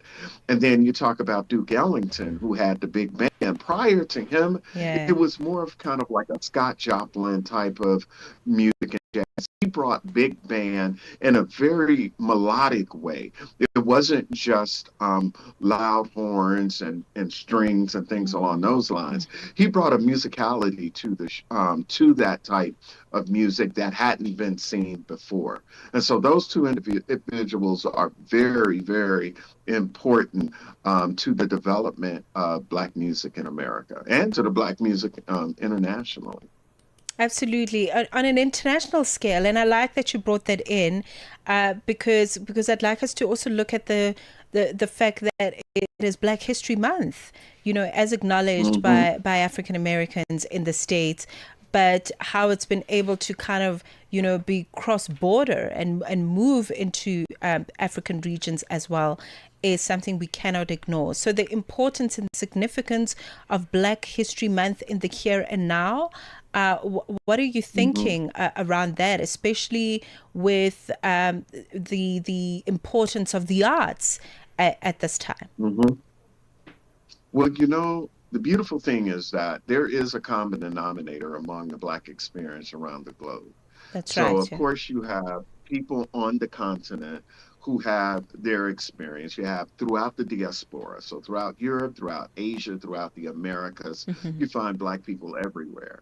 And so, these Black people really, they went out from our continent all over the world. So, those experiences, even though you may have a different experience in Jamaica than one would in India, than one would in South Africa, there is a common denominator there about being a Black person on this planet. And so by doing this during Black History Month, by doing this in South Africa, in Johannesburg, at the Market Theater, we are exploring what does that mean to be Black, not just in the Delta region of the United States, but bringing it to Johannesburg and South Africa. Can we explore that? Is there something in the audience, or rather, someone in the audience that is attracted to a particular number or a particular theme that is in the play? And when they find that music moves them, that character moves them, then that is the common denominator of the Black human spirit that is all around the globe. Okay. Well, it's wonderful. I mean, I did know that the theatre play is currently on until the 22nd of February. Do you want to talk to us just a little bit about the cast? Yes. So this is, everyone always says, "Oh, this is an incredible cast," but for real, this is an incredible cast. So first off, this was directed and choreographed by Emma Crystal. Okay. She is a choreographer and performer throughout the United States. We have Grant Key, who is the only male. We have Zan Edwards, who is playing kind of the real strong female. Then we have Chastity Alliston, who is listening to the radio, trying to mend her broken heart. And then we have Jamil Hunter, who's kind of that sultry Sarah Bond type. So you have these. This is the powerhouse cast, and it is being managed by Sid, who is Sia Trice, who is the stage manager, but also the technical director and the person making everything happen. Man, this is so exciting. Okay, Blues in the Night. The title says it all. A powerful blend of blues, jazz, and gospel explorations of love, heartbreak, and survival. It was such a pleasure to chat to you, Ekundayo. Thank you very much, and all the best for the run until the 22nd. Thank you so much. This has been a privilege and an honor. Thank you. A pleasure indeed. Founder and Chief Executive Officer of Hadloo Theatre in the USA, Ekundayo Bandele. Let's take the sports. It's 2:30. Get the news, music, and lifestyle of Africa on Channel Africa, the African perspective. Sports on Channel Africa, the African perspective. We bet off with cricket news. South Africa have ticked all the boxes in the opening match of the ICC's Men's T20 World Cup in India and Sri Lanka. The Proteas recorded a comprehensive 57-run victory over Canada at the Narendra Modi Stadium in Ahmedabad. It'll be a quick turnaround for the South Africans, though, with their next match in Group D against Afghanistan on Wednesday morning. Proteas batter David Miller is quite confident about their prospects ahead of the next clash. The squad's played a lot together for a number of years, so it's just having faith and trust in each other. It's not really necessarily trying to do too much out of the box. It's just making sure that you do your job and get it done properly. So I think that it comes with time. We've played a lot together, and it kind of does feel calm. The guys are nice and focused, as I said, and we just take one game at a time and just make sure that build up from that 2024 final that we lost. Just take a lot of confidence from that. Nonetheless, it was a great game, and hopefully go one step further. Proteas batter Miller added the finishing touches to South Africa's innings alongside Tristan Stubbs, smashing 39 runs from just 23 deliveries. According to Miller, the atmosphere in the camp is calm and one of the quiet confidence ahead of their two biggest challenges in the group stage of the tournament. Yeah, so the next two games are really, really big. We're going to just take one game at a time, and which is Afghanistan. I think it's 11 o'clock start, which is a bit different. But the guys are really focused and ready, prepped really well. As you said, we've feel like we've got kind of home conditions. We've been here for a couple of days, and we are here for another week. So really just to look after that and make sure that we can actually be nice and strategic and tactical about it. But the guys are all playing really, really good cricket. So I think it's going to be great games. Some more cricket. The Netherlands have recorded their first win at the ICC Men's T20 World Cup. The Dutch beat Namibia by 7 wickets in the Group A match in New Delhi this morning. The Netherlands, who won the toss, restricted Namibia to 156 for the loss of 8 wickets. Only 4 batters reached double figures with a highest score of 42 from Jan-Nicol Lofty-Eaton.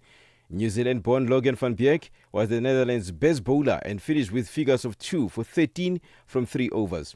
26-year-old Bas de Leende, who made his debut for the Dutch 7 years ago, then smashed an unbeaten 72 of 48 deliveries as they reached their target with 12 balls to spare. The win lifts the Netherlands to 2 points from 2 matches and into the top 3 in Group A. On to football news. Kaizer Chiefs co-coach Khalil Ben Youssef has warned that the club risks losing defender Given Msimango to another injury after being forced to rush him back as the demanding schedule continues to take its toll on the squad. Amakosi, as Kaizer Chiefs is affectionately known, were without centre-back Miguel Inacio in the 2-1 CAF Confederations Cup victory over Al Masry on Sunday, with the coach confirming the defender was not fit. Ben Youssef says Chiefs now have no choice but to rely on Msimango for Sunday's decisive group game clash away to Egyptian side Zamalek. Given he came back 6 months out of school competition. So we are taking big risk with him to play 19 minutes before 3 days. Now he played 19 minutes and he must play next game 19 minutes. We are taking big risk because we don't have center back. We don't have any solution. Regarding this fixture, we try to do our best with our fitness coach, with our doctor, to manage the load, to do everything. But finally, they are player. Traveling, coming back, play game. It's crazy. Let's end with tennis. The 2021 French Open junior champion and 9th seed Linda Noskova advanced to the second round of the Qatar Open tennis tournament in Doha. For any sports stories you'd like to share with us, please send an email to newsroom@channelafrica.co.za or call us on +2711 714 4459. This is Channel Africa Sport with me, Fikile Lingwadi. Sports on Channel Africa. The African perspective. Gender-based violence is destroying lives and tearing communities apart. It happens in homes, in schools, at workplaces, and too often in silence. But it doesn't have to continue. If you see it, speak out. If you are hurting, reach out. Because doing nothing is not an option.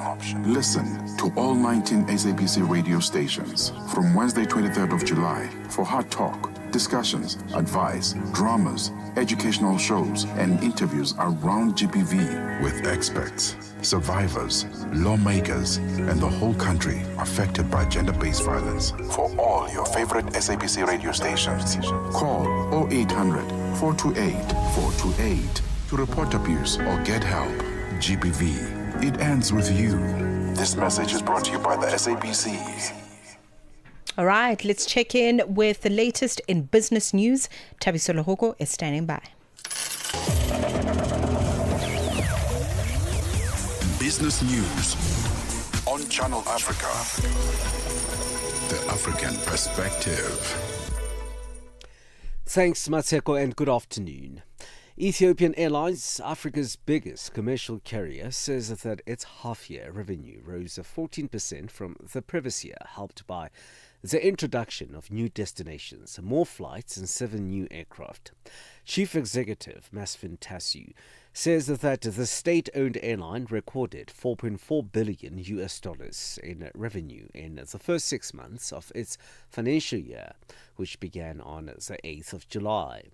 Ethiopian Airlines has a fleet of about 150 aircraft.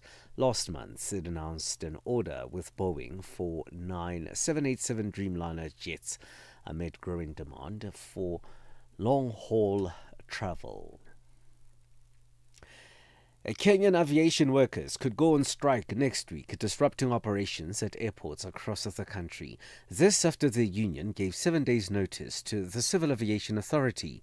In the letter dated the 9th of February, the Kenya Aviation Workers Union said it was giving formal notice that all unionizable employees of Kenya Civil Aviation Authority shall go on strike after the expiry of 7 days.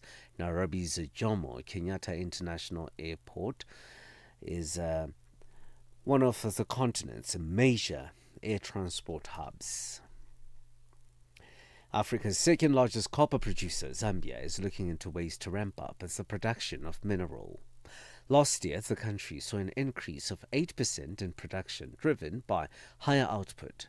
Standard Bank, Zambia's head of corporate and investment banking, Helen Lubumba, is currently attending the African Mining Indaba in Cape Town, South Africa, and looks into financing gaps holding the mining sector backward. The fact that we're dealing with a commodity that requires long-term investment, and a commodity that's also susceptible to market prices and demand globally. So what you need in a scenario like that is, where can you find the investment opportunities? Meanwhile, business director of underground mining contractor Cementation Africa, Graham Gambarian, is of the view that the recurrence of mining accidents in Africa is caused by the neglect of safety measures by mining companies. In South Africa alone, 42 fatalities were recorded in 2024, while last year 48 miners were killed in the collapse of an illegally operated gold mine in western Mali. Gambarian says mining companies should regularly maintain mining equipment, ensure the safety of mine workers. You can't install it and leave it. The regime of maintenance and inspection and over-inspection, that's perhaps also a cultural thing, but the over-inspection by management of systems is also key to safety. Gold prices have eased as improved risk appetite lifted global equities, while investors awaited a series of U.S. economic data later this week that could shape the outlook for U.S. interest rates. Spot gold fell 0.5% to $5,040.47 per ounce. It had scaled a record high of $5,594.82 on the 29th of January. $1 in Nigeria is trading at 1,000 naira 366. In Botswana, it's at 13 pula 10. Kenya 128 shilling 45, and Zambia 18 kwacha 64. The BRICS countries in Brazil, the dollar there will cost you 5 ruble 21. Russia 76 rubles 91. India 90 rupees 66. China 6 yuan 93. And in South Africa, the dollar will cost you 16 rand 3 cents. 73 pence to the British pound and 84 to the euro. Gold is trading at $5,029, while platinum is at $2,081 per ounce. Brent crude oil is at $68.94 a barrel. For any business stories you would like to share with us, please send us an email to newsroom@channelafrica.co.za or call us on +2711 714 4459. For Channel Africa Business in Johannesburg, I'm Thabisolo Hogo. Business news on Channel Africa. The African perspective. Midday vibes, great programming, and good company. This is Channel Africa. You like what we do on Channel Africa? Then follow us on our socials. Channel Africa 1 on all social pages. And get the African perspective. Africa's story shines at 60. Channel Africa. The African perspective. As 2025 draws to a close, we pause to honor the spirits that connect us. The festive season reminds us of what truly matters: family, community, and unity. No matter where you gather or reflect, Channel Africa is with you, bringing you stories and voices that are shaped by the African perspective. Something significant happened on this day. Asanda, you were a baby, I'm sure. I'm not even sure if you were born. No, you were. You were a baby, yeah. Yoga. Mmatsheko is still trying to convince me. No, I've done that already, and you're going to come now on the journey. I will try. From all of us to all of you, may your season be safe and peaceful. Channel Africa, the African perspective. This is what memories are made of.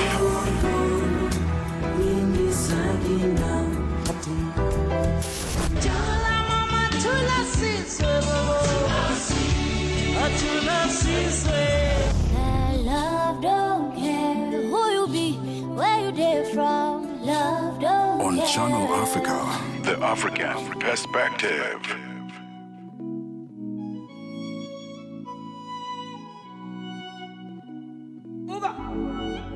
The Upside. On the Upside, your voice matters. Loving you be my greatest sin.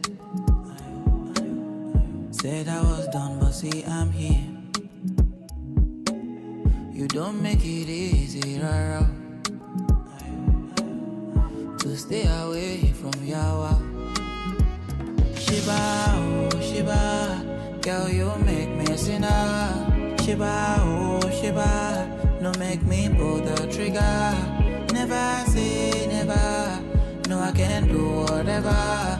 For Shiba, oh, be mine. Don't wanna be so loser, no.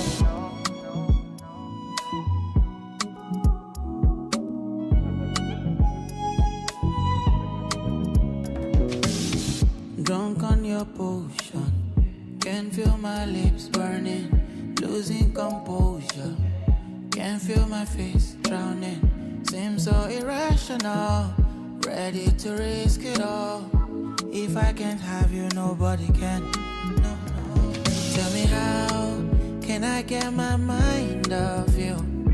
Oh Shiba, I cannot take my hands off you. Tell me how I cannot get my eyes off you. Oh. Yeah. Shiba, oh Shiba, girl you make me a sinner. Shiba, oh Shiba, no make me pull the trigger. Never say never, no I can do whatever. For Shiba, oh be mine, don't wanna be so loser, no. You're such a rush, my baby, slow down, come find your love. I'm hoping you see me, come serve it up. Loving how you stir it up. That body belong on TV. Ooh, this feeling I can't hide. You filling up my mind, and I just don't know why. Shiba, oh Shiba, girl you make me a sinner. Shiba, oh Shiba, don't make me pull that trigger. Never say never, you know I can do whatever. Shiba, oh Shiba, don't wanna be so loser, no.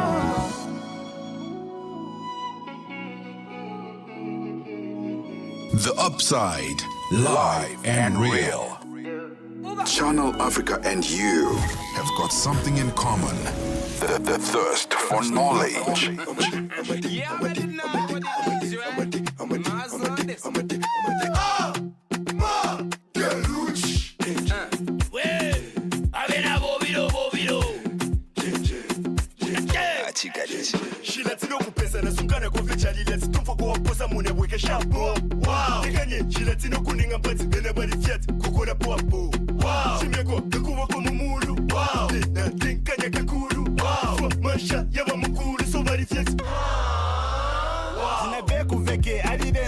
Shop nampera chicken potanga.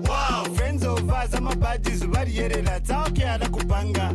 How many you mulibanga? Just you me, then Namazanga. Chidunko fena isabalanga for Bambama. I'm a dick, now I'm a dick, I know to see my chalido, ex jamu pop chef chalila. Alem buena mopo pati tomu shalila, banga bambona vifu badila. Yabana, yabachukulile, kulila, kodi kulilai. Dente chalo chalila, zibashemu.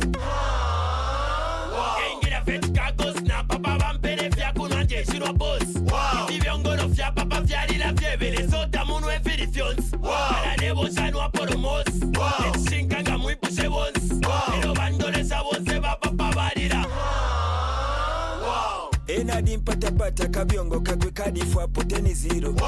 Sina the other day muchikuru kadi keka jelemi bio. Party for tonight. Pante po what you like.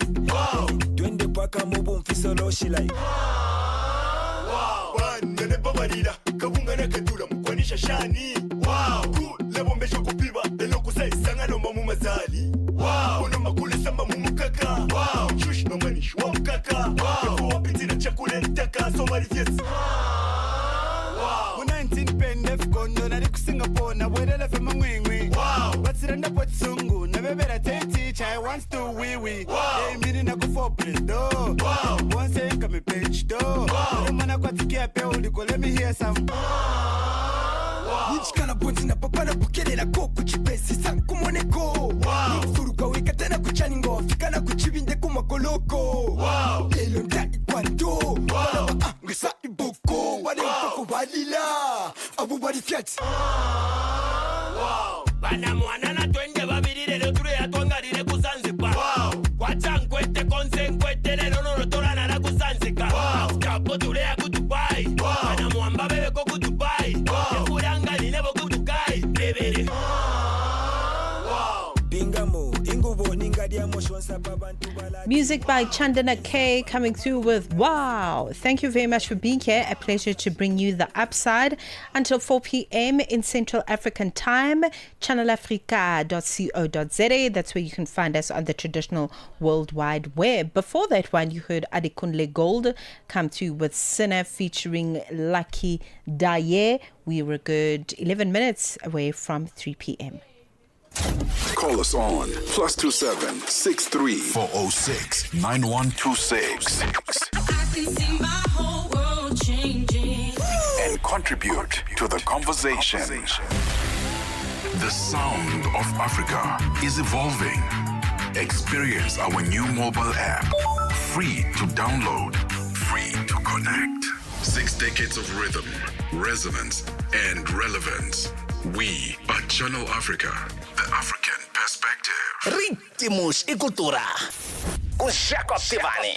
E os ouvintes do Ritmos e Cultura, hoje em linha com uma das grandezas da música moçambicana, porque não? Ele que é um dos kings da marrabenta, uma bermuda in the building. É um prazer enorme estar a fazer parte deste programa. Deixe-me só saudar. Boa tarde a todos os ouvintes que me ouvem neste preciso momento. Meu nome é Uma Bermuda, de Alau Fanelo Estarapo, Gajo de Água da Fanhela é Mabiscato. Eu vou saudar de uma maneira diferente. Ah, titavuya mwanango, tiduma tifika giane. Ah, titavuya mwanango, tiduma tifika giane. Ani motive lo ababa yena otiva mina haikonama. Ani motive lo anona yena otiva wahimbo watwa. Cá estou eu, irmão, para conversarmos, para falarmos pouco de tudo. Estou aqui, estou aberto. Eu estou muito feliz porque é a primeira vez que eu falo nesta rádio, falo para os ouvintes, então estou muito feliz. Ritmos e cultura com Jacob Tivani. Todos os domingos, das 20 às 21 horas. We take no sides, none whatsoever. We are the upside. Sweet melody.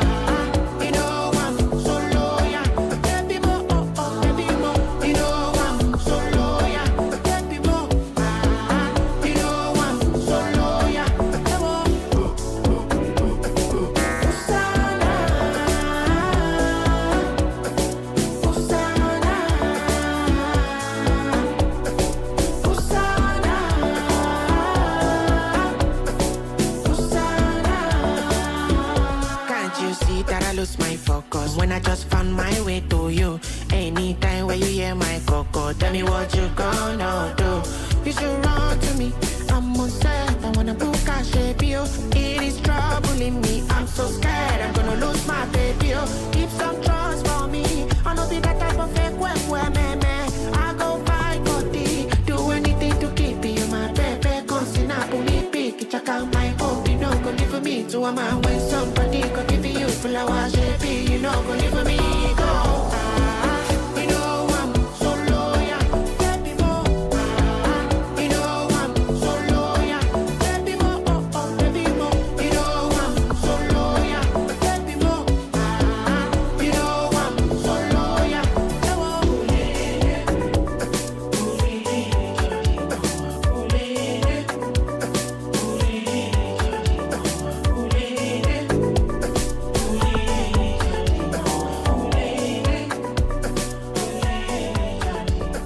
Interruptions, just the music you love on Channel Africa.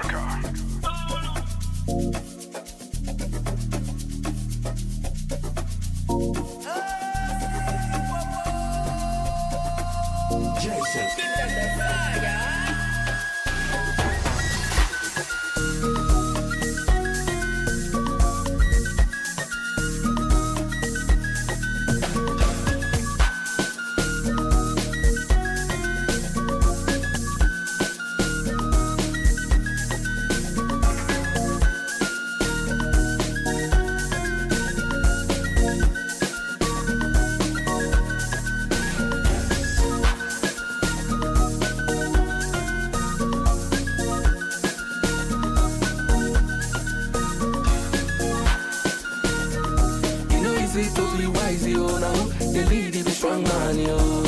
See as them they look, yo. All eyes on me like a two-pack, yo.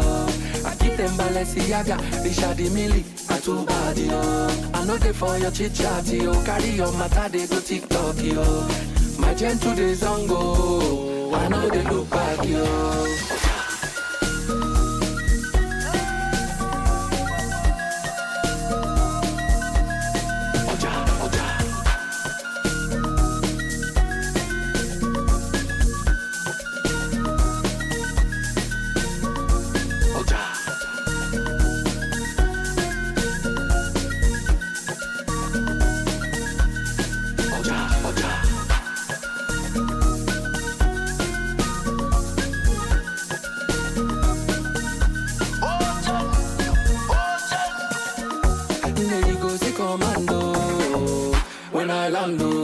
There you go, see commando. I don't land, there you go, see commando. When we land, there you go, see commando. We don't land, I go.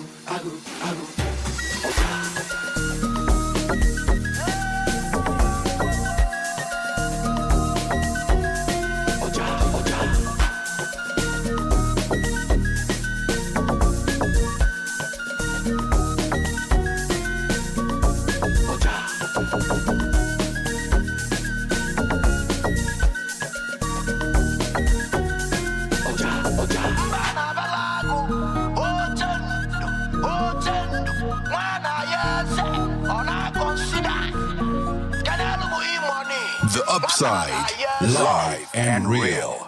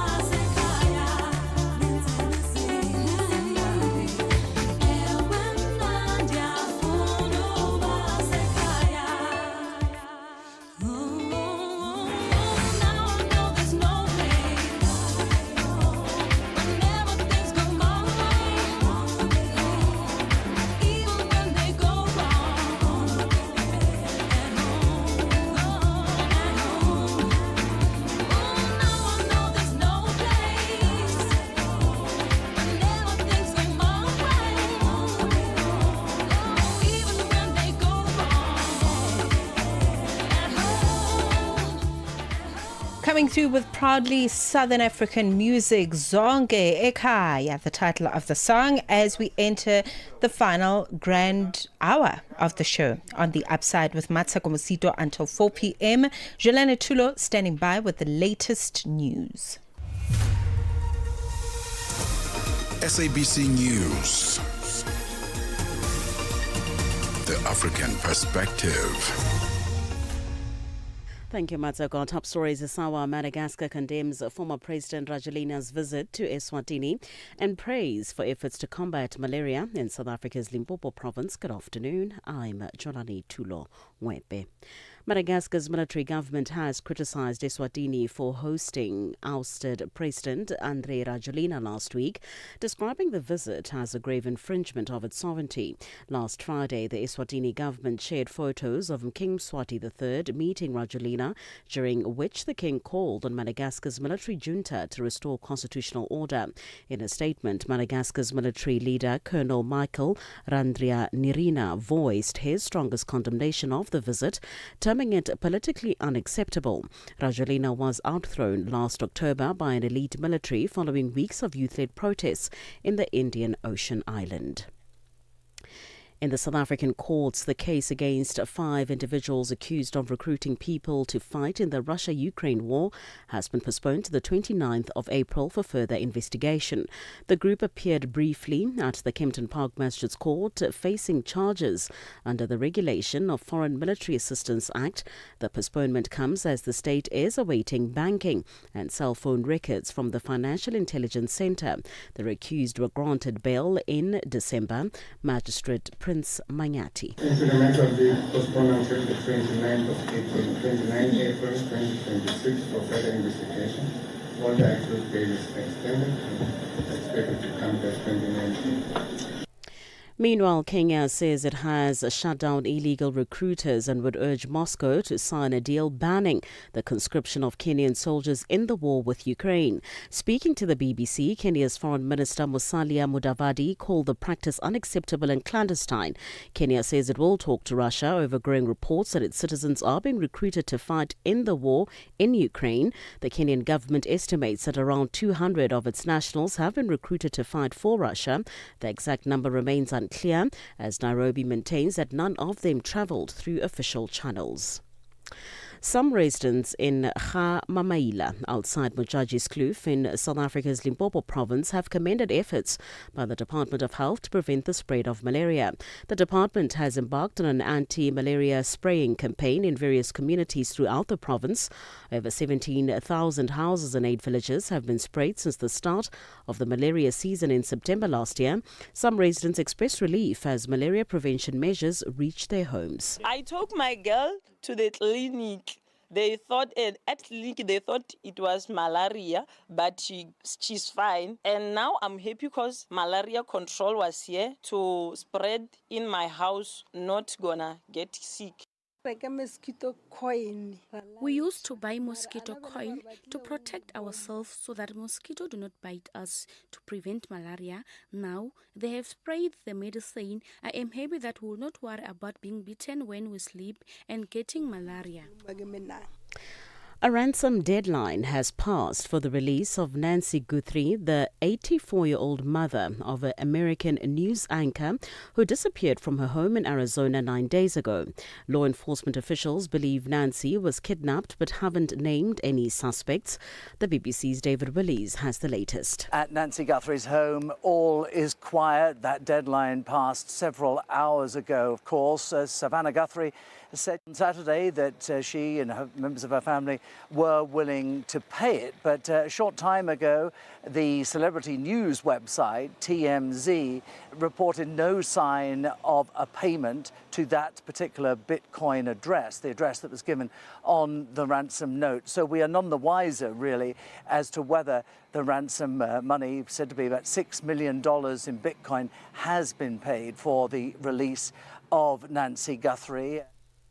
Recapping the top story, the Sawa, Madagascar's military government has criticized Eswatini for hosting ousted President Andry Rajoelina last week, describing the visit as a grave infringement of its sovereignty. For any news stories you would like to share with us, please do send an email to newsroom@channelafrica.co.za or call us on +27 11714 4459. For Channel Africa News, I'm Jolani Tulo Mwepe. SABC News. The African Perspective. Time to stay informed, inspired, and connected to the ideas driving Africa forward. The Upside on Channel Africa, the African Perspective. We're 5 minutes into the final hour of the show. Oh my goodness, it just gets better with every hour. So we are talking to the fact that the Department of Basic Education, together with the National Education Collaboration Trust and Nalibali Trust here in South Africa, marked World Read Aloud Day, which actually happened on the 4th of February, officially launched World Read Aloud Month. All right, across South Africa. So it's no longer just a day, it's now the entire month of February. The national celebration brought together schools, families, communities, and education partners to highlight the importance of reading aloud in support of children's language development, imagination, and love of stories. Love it for every African child, not just children living in South Africa. So we're going to talk about reading aloud, we're going to talk about literacy, we're going to talk about language, right? And how all of that can form part of a coherent read aloud, tradition, if you will, that goes beyond just a month. So stick around, that conversation coming through in this half hour. We take no sides, none whatsoever. We are the Upside.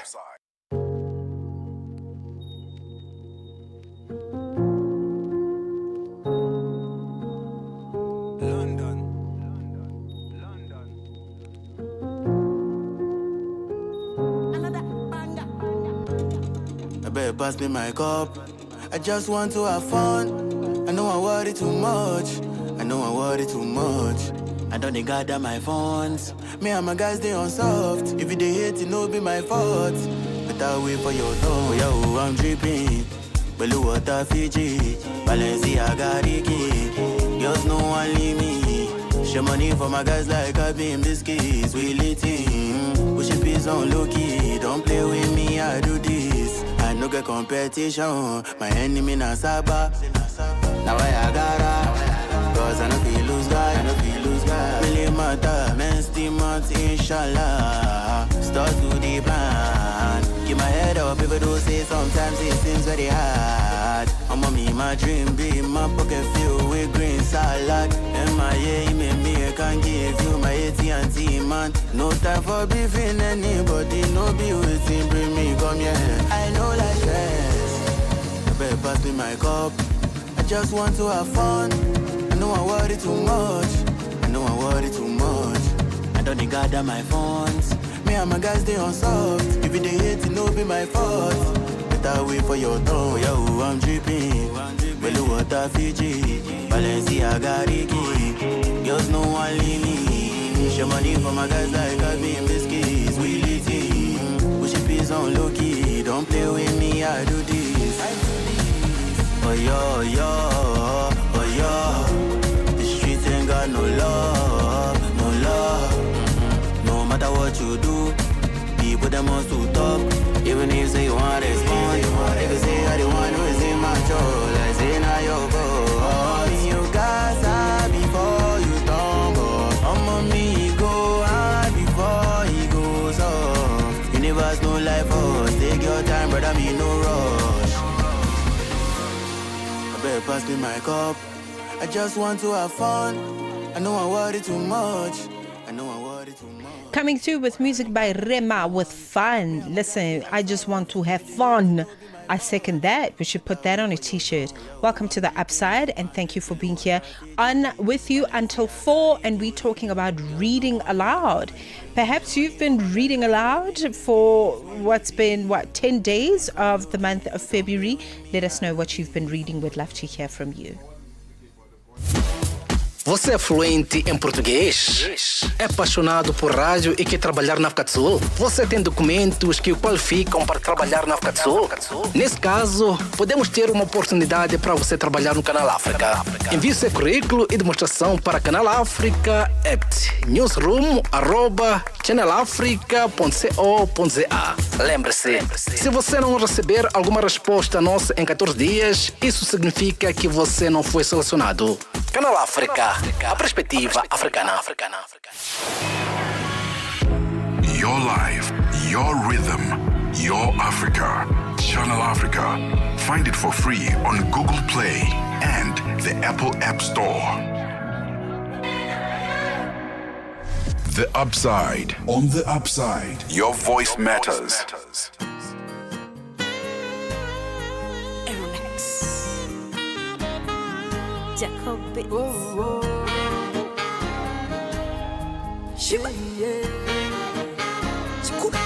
Pitibwa kasajja lwazi nebojja munda zengonderera ng'eryenvu ali ku nkyaya gundi aliba wattimaira siri musonyi oyo okuba we walungi wotya ensi yange endala bwe wagikwakulako oluyi nze ndi muntu wa mirembe nnyo naye ekizannyo embeera kwe kukubulwa nti nakugirako akakofiira bwe nkulowooza ogamba siikese kusaba ojjukirenga nnyo luli olunaku lwaffe lwe twasisinkana nze nakugiramu akateeteeyi bwe nkulowooza ogamba siikese kusaba ojjukirenga nnyo luli olunaku lwaffe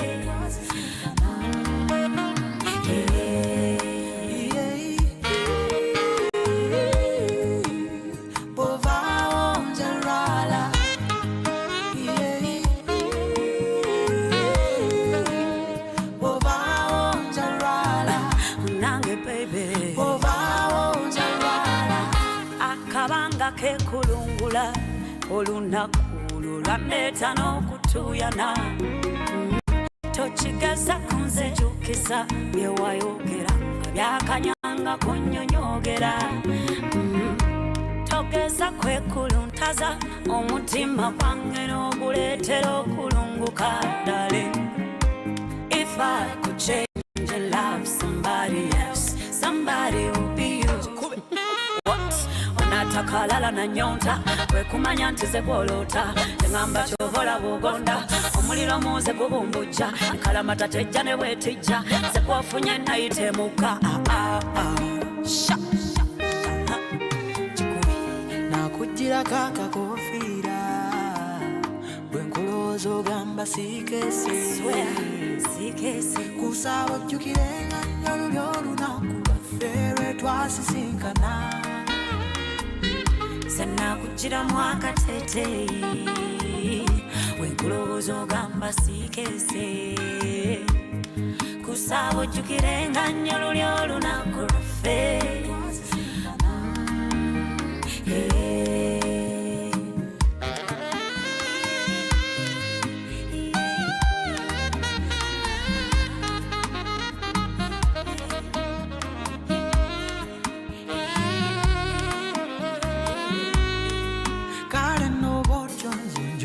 ennimi simanyi bolinde koti zendebikandi ekyo kiriba kirwadde kirindeka ku ndiri ndikuwema butundu mwana tuboleka sikububomi bw'omukwano era alikwenganga alimanya olwa alimanya kanfaamu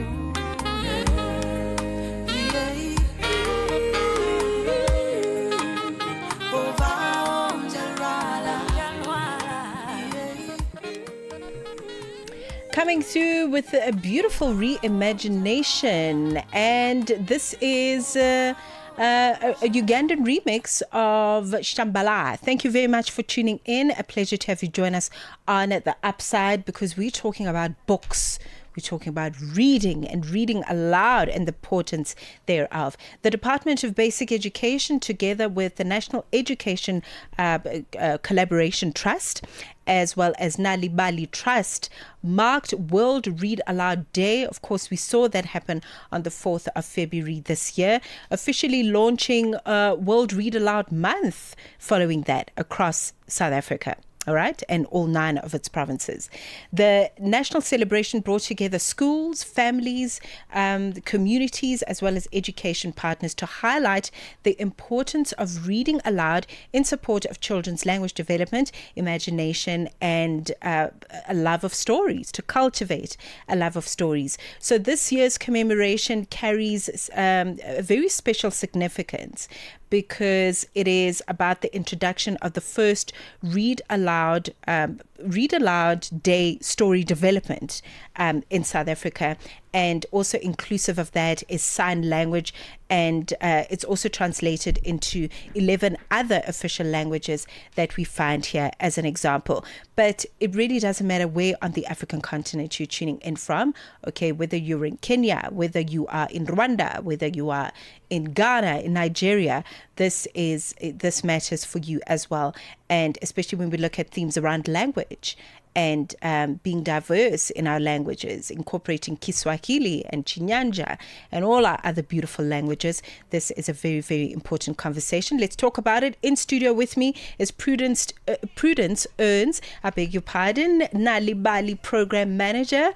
Thank you very much for joining me, Prudence. So beautiful to meet you. Thank you so much for having me, and a very good afternoon to the listeners as well. I see you got the memo on the t-shirt. On the t-shirt, yes.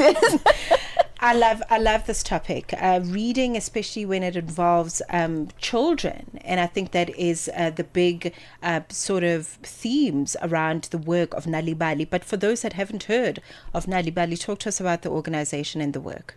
Thank you so much, It's again. So Nalibali is an organization who, as an organization, we work towards sparking a love for reading in children. We run a national Reading for Enjoyment campaign, where through the campaign, we create accessibility to resources in all official languages. We also ensure that we create spaces and platforms where children, families, communities, schools, ECDs can come together and engage in the act of reading. We provide training, capacity building for parents in identifying ways that they can integrate reading literacy within the home. You know, I always make the example to say, back then when we used to grow up, our grandmothers used to tell us stories, back home. And that tradition has been lost within the home, that culture. So as an organization, our work really centers around rebuilding that culture, creating accessibility to stories, especially within the mother language. Okay, beautiful work. I want us to step into what you just mentioned around giving capacity and capacity building tools for parents, because that's very important.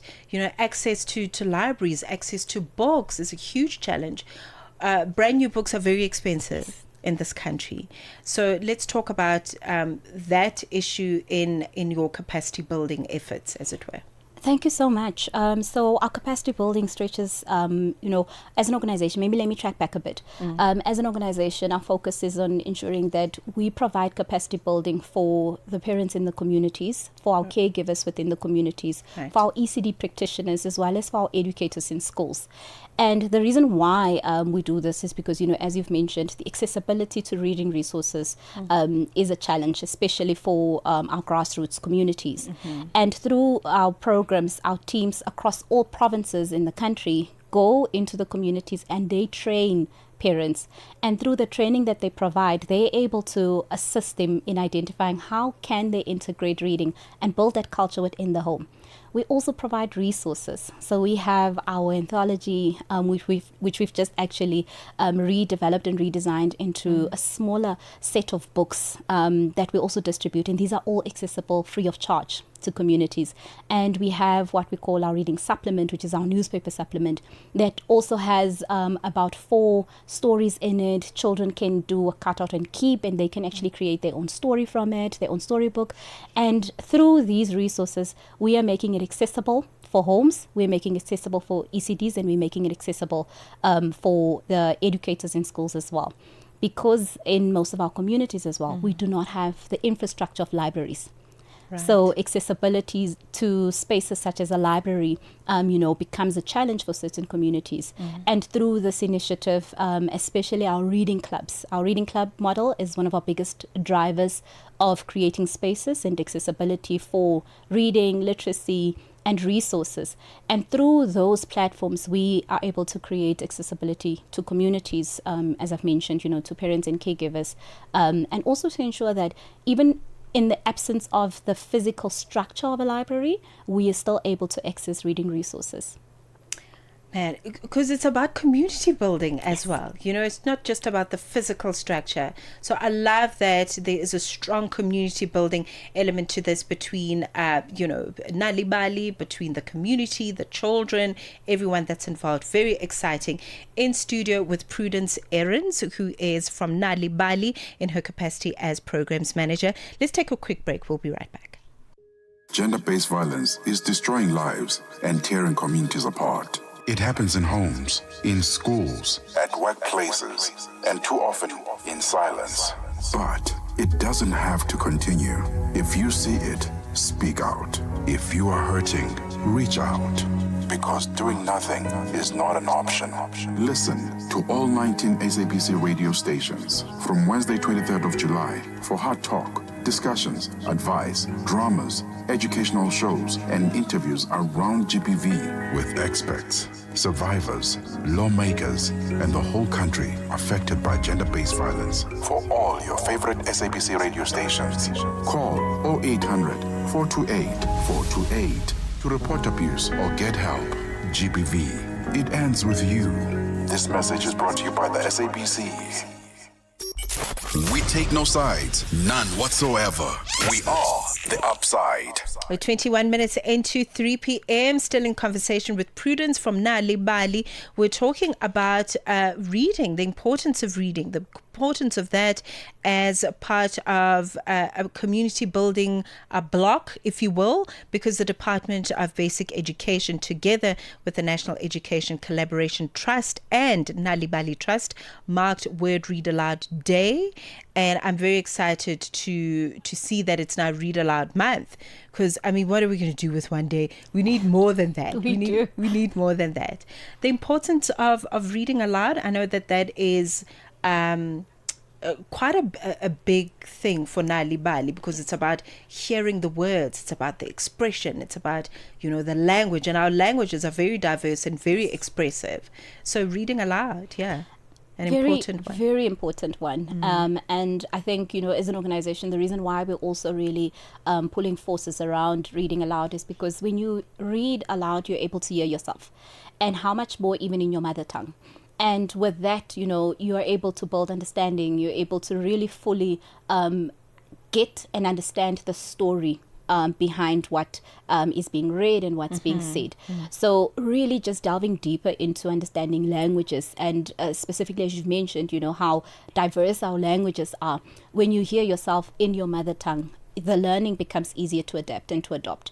And looking at where we are as a country and how, we fought to ensure that mother tongue learning becomes an important part of who we are and what our children engage in within schools, within their communities, within their homes. We have made it a very big point as an organization to ensure that we create spaces where you can read aloud. In our activities, in our interventions, we teach how to read aloud, because we understand the importance of hearing yourself and fully being able to understand what is being read to you, what is being said to you. And this, flows over into every part of our lives, because when you're able to hear yourself, you're able to really get what is being communicated to you. And that for us is a very important element. And even through our World Read Aloud Day campaign, the campaign has been made such an important, or we've centered such or put together the resources and, running and putting energy behind the campaign, because we understand the importance of reading aloud, and we understand the importance of bringing together people to ensure that we mobilize for people to be able to read aloud, because we understand the importance behind it, and we understand also what it does for, just the cognitive development for an individual. Yes, there's so many other benefits. Self-expression, very important, because our little ones are not going to be little people forever. Yes. They're going to go out into the world, and being able to read and understand and comprehend and express yourself is so important. Nalibali, and your collaboration with the Department of Education, talk to us about how you're working together, especially in expanding on the idea of reading aloud, beyond just a day, but really extending it to an entire month to create awareness. Thank you so much. Our collaboration with the Department of Basic Education and ADCT is really an important collaboration for us as an organization, because of the accessibility that it creates, into schools, and also to be able to kind of give input and insights into policy when it comes to reading, when it comes to literacy. Our collaboration for specifically around World Read Aloud Month, together we've set a target of what we want to achieve in terms of reading to children for the month of February. And over the years, we've always gone to exceed the target. We've set the target at 3.5 million, but then we exceed even past 4 million. Stunning. And together we are working towards mobilizing communities, mobilizing schools, mobilizing ECDs to pledge to read aloud to their children throughout the month of February. And I think what makes it so significant at the beginning of the year is because it sets the tone for what reading would look like, or literacy, engaging with the act of literacy would look like for the rest of the year. And through the collaboration, we have been able to, give insights and feed into the plans and the strategy for literacy across the board, from the Department of Basic Education at the higher office into our districts. And through our collaboration, we've really been able to do a lot with reaching the families, reaching the homes, reaching the children, and driving literacy at that level. So it's a very important collaboration for us, one that we value quite a lot. It's so wonderful. As you're speaking, I'm actually just imagining how it's all unfolding, and it sounds so wholesome. And I think from a support level, I think supporting teachers in terms of, teaching children how to read and comprehend is very important. Maybe you can elaborate on the efforts of Nalibali in their support for teaching spaces, and how your influence filters into those spaces as well.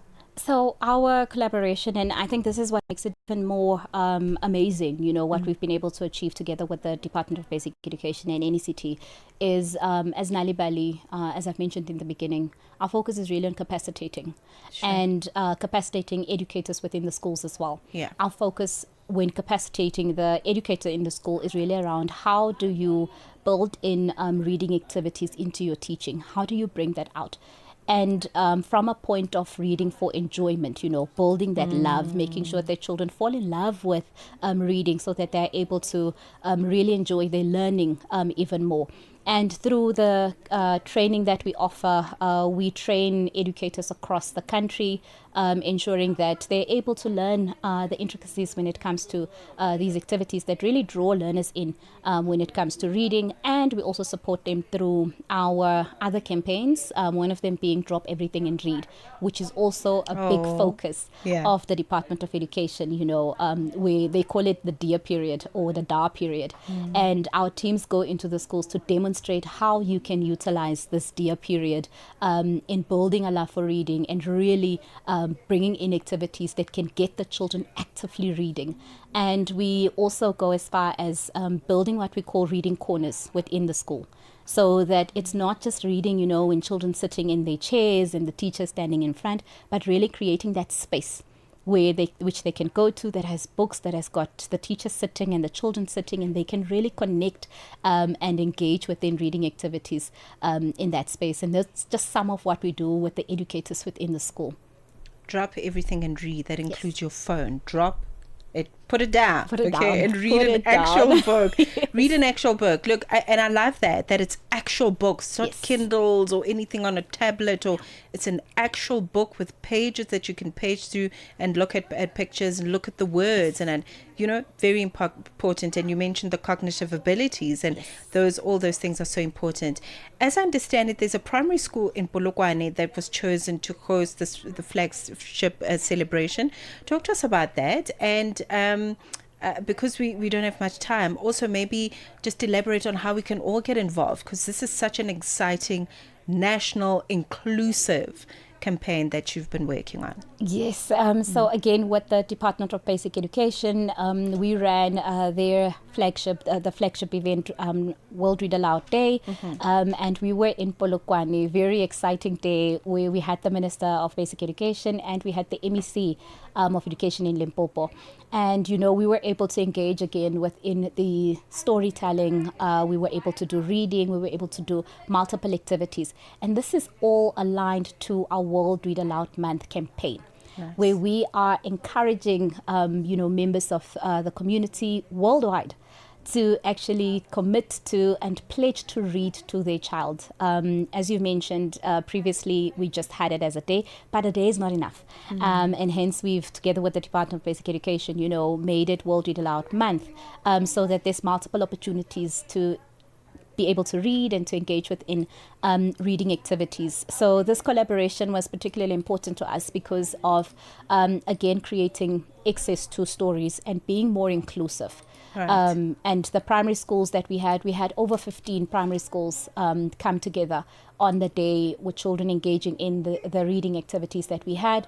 And we also went to an ECD within the community where we had about 6 ECDs come together as well to be able to engage yet again in the story, A New Friend, which we developed together with the Sign Language Education Development, talking about inclusivity yet again, because the story is centered around a deaf learner, making a new friend, coming into the space of community, and again, using that as an opportunity to learn and exchange learning through language, as sign language is a language that it's been recognized as a language in South Africa.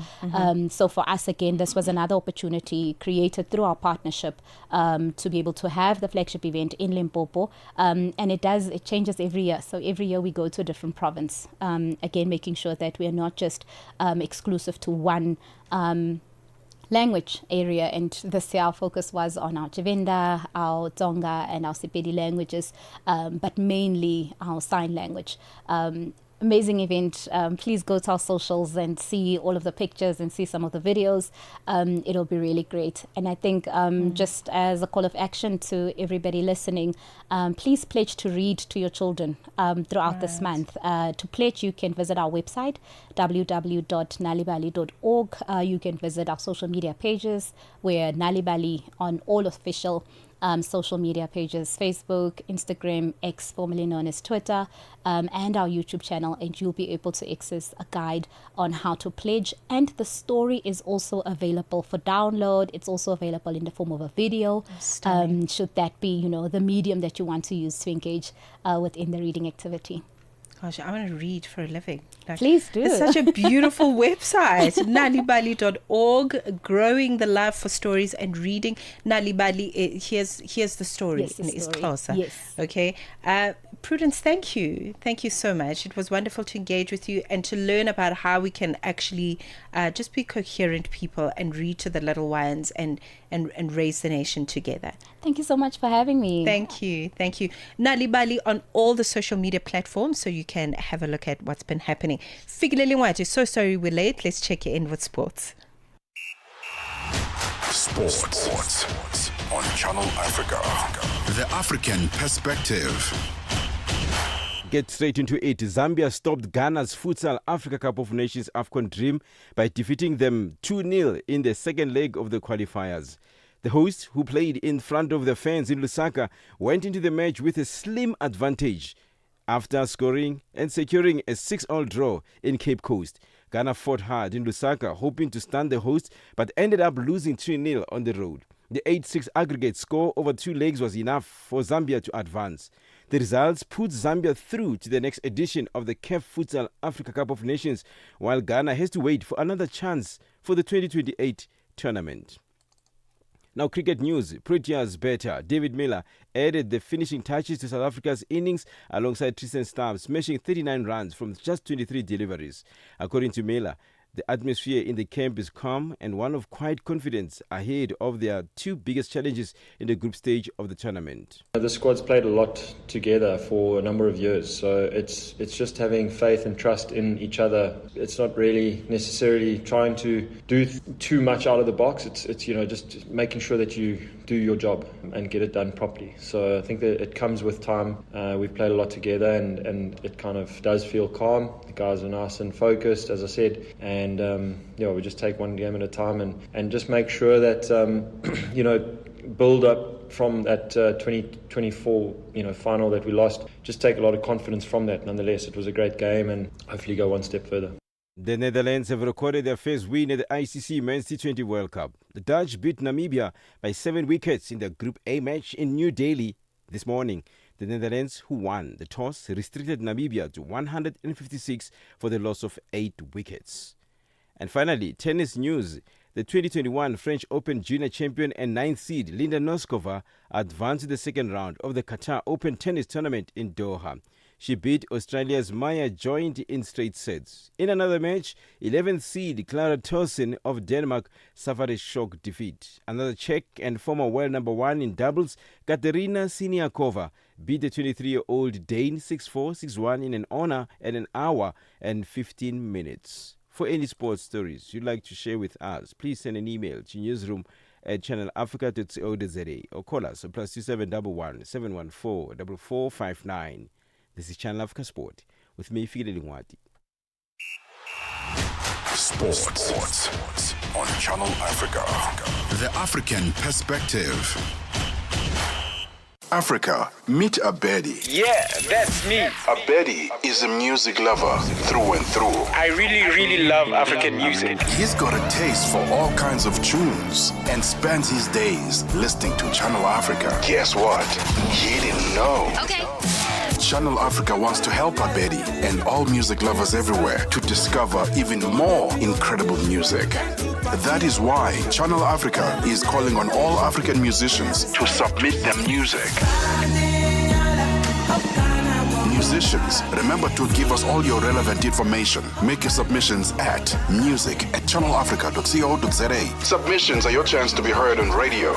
But sadly, they do not guarantee that you will be playlisted. All submissions will be carefully reviewed to see if they meet our station's requirement. Channel Africa, the African perspective.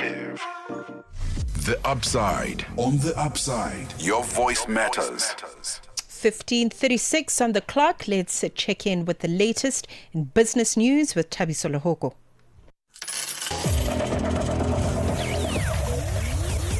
Business news on Channel Africa.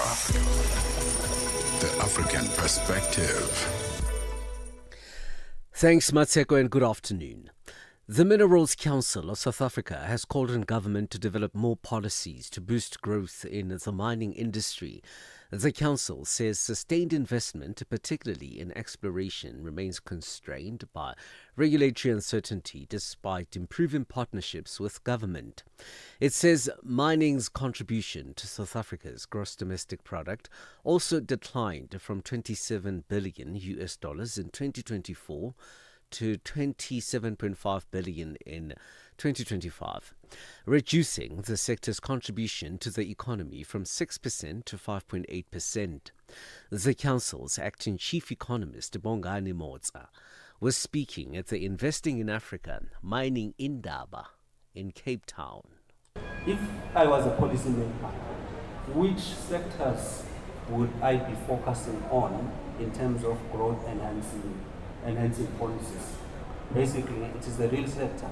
It is manufacturing as well as mining, because even though they contribute less in terms of contribution to total GDP in nominal terms, but in terms of tax revenues, they have historically delivered.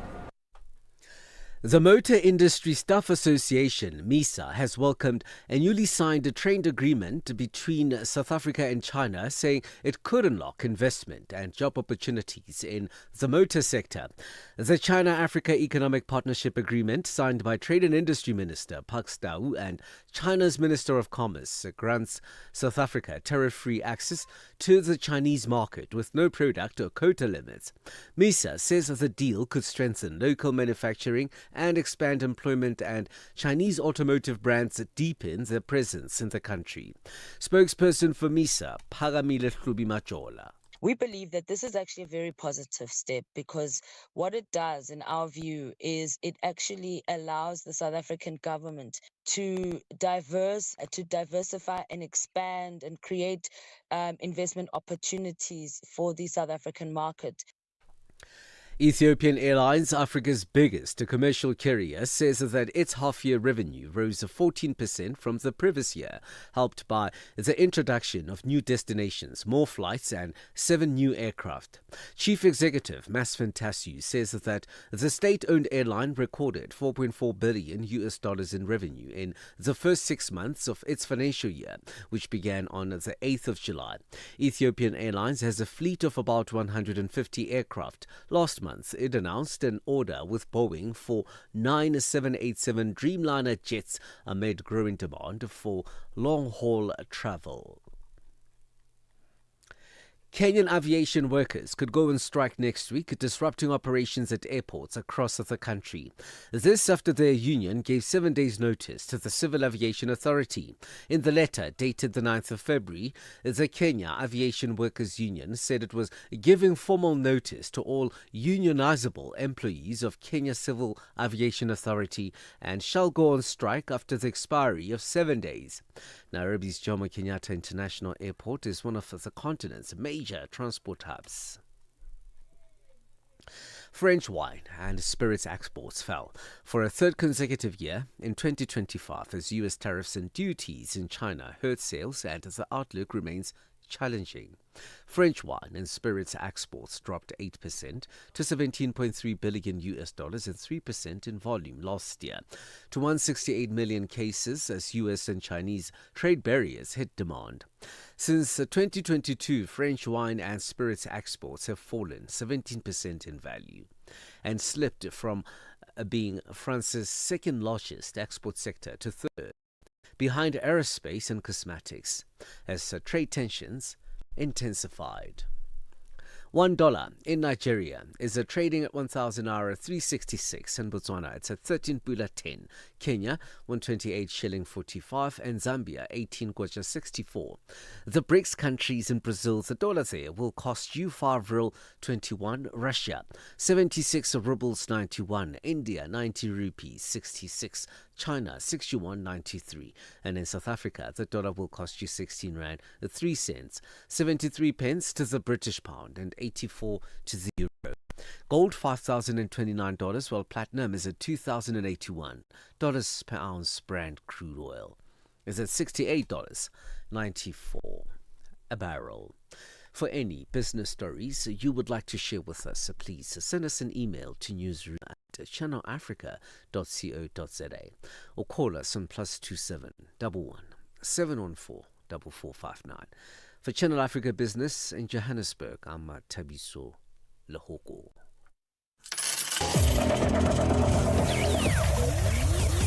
Business news on Channel Africa. The African perspective. We take no sides, none whatsoever. We are the upside. Conversations are happening, and Channel Africa is at the heart of them. We tell the African story with clarity, pride, and purpose, reaching audiences that matter to your brand. Partner with us and connect your business with listeners across borders in multiple languages and markets. For partnership opportunities, sponsorship, or sales, email us at partnership@channelafrica.co.za. Channel Africa, the African perspective. Broadcasting in 5 different languages, connecting the continent. This is Channel Africa, the African perspective.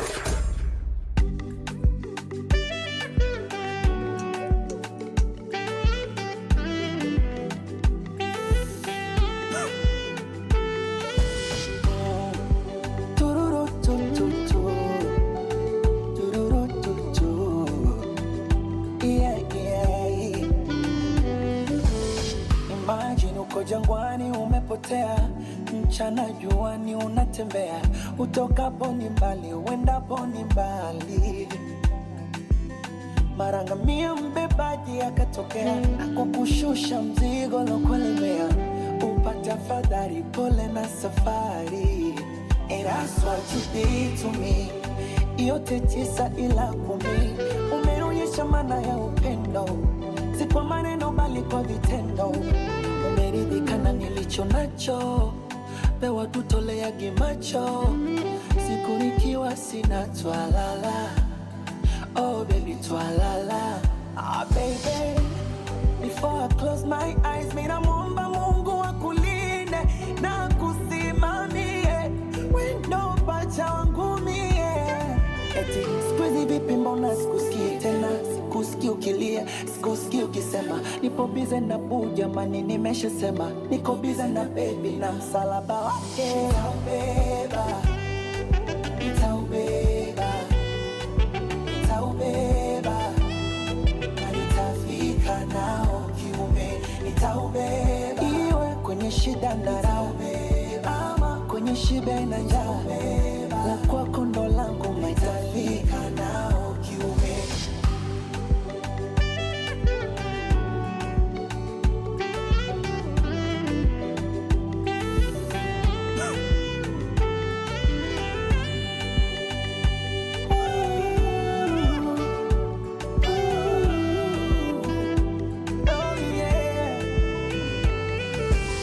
Imagine ujifahamu umezimia, umewekewa damu zinaingia, bomba likafunguka, naweza tanyanyuka.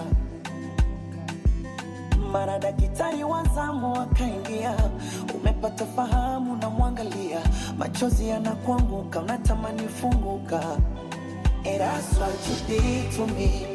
Yote 9 ila 10, unanifurahisha kwenye tendo, na unipe penzi la magendo. Ah baby, before I close my eyes, mina muomba Mungu akulinde na kusimamie, wendo pacha wangu mie. Eti sikuizi vipi mbona sikusikii tena, sikusikii ukilia, sikusikii ukisema nipo bize na boo, jamani nimeshasema niko bize na baby na msalaba wake. Nitaubeba, nitaubeba, nitaubeba, na nitafika nao kiume. Nitaubeba, iwe kwenye shida na raha, ama kwenye shibe na njaa, la kwako ndo langu. Nitafika nao kiume.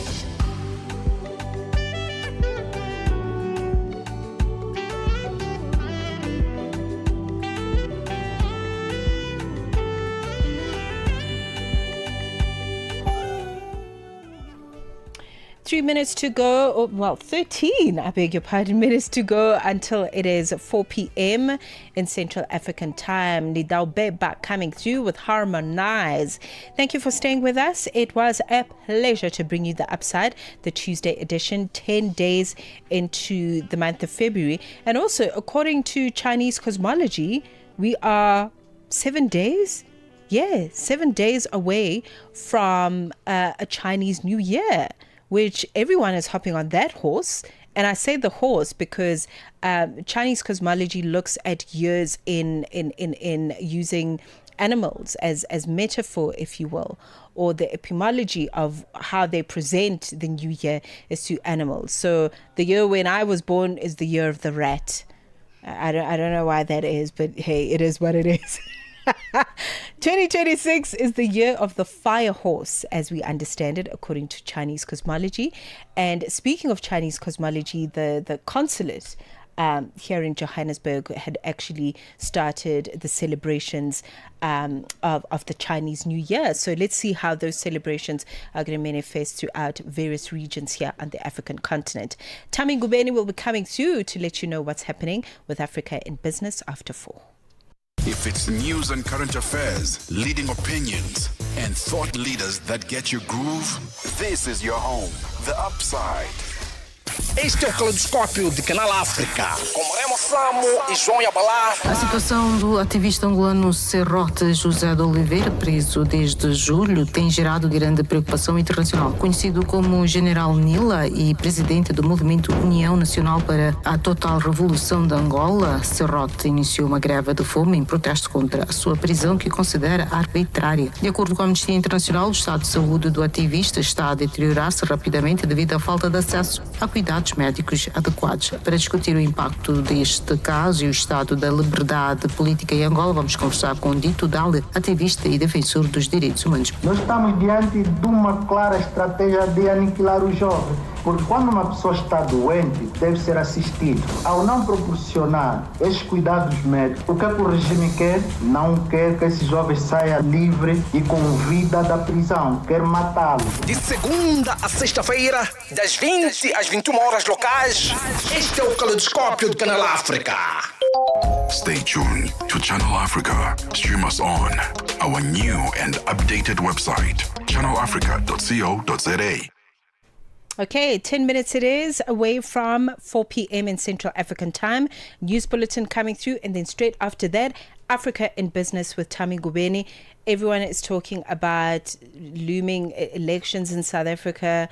People are talking about mining indabas. Listen, there's a lot going on, okay? There certainly is. From a political and economic point of view. And it's so clear you cannot divorce one from the other. They are intricately linked, Yes. trade and politics. And we've seen that with geopolitics and how it actually affects global trade. One of the issues that we'll be talking about today, as you mentioned, the mining indaba.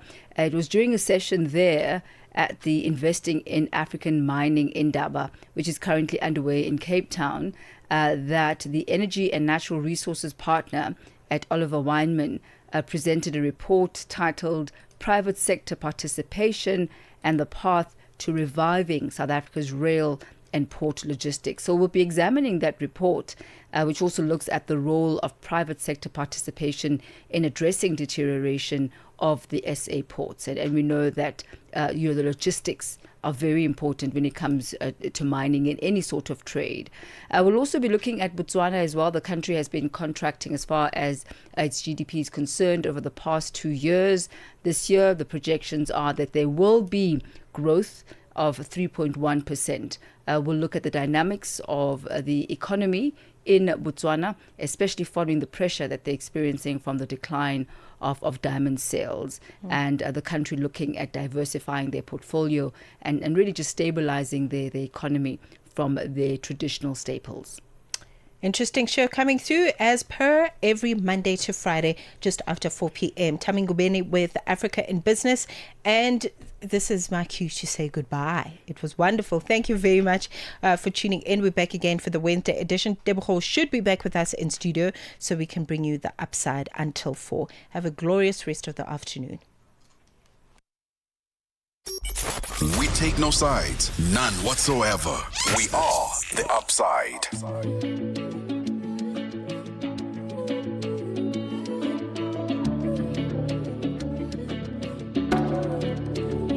I don't need nothing from you. Your beautiful heart is a muse. I've been reckless with my choices. Can't seem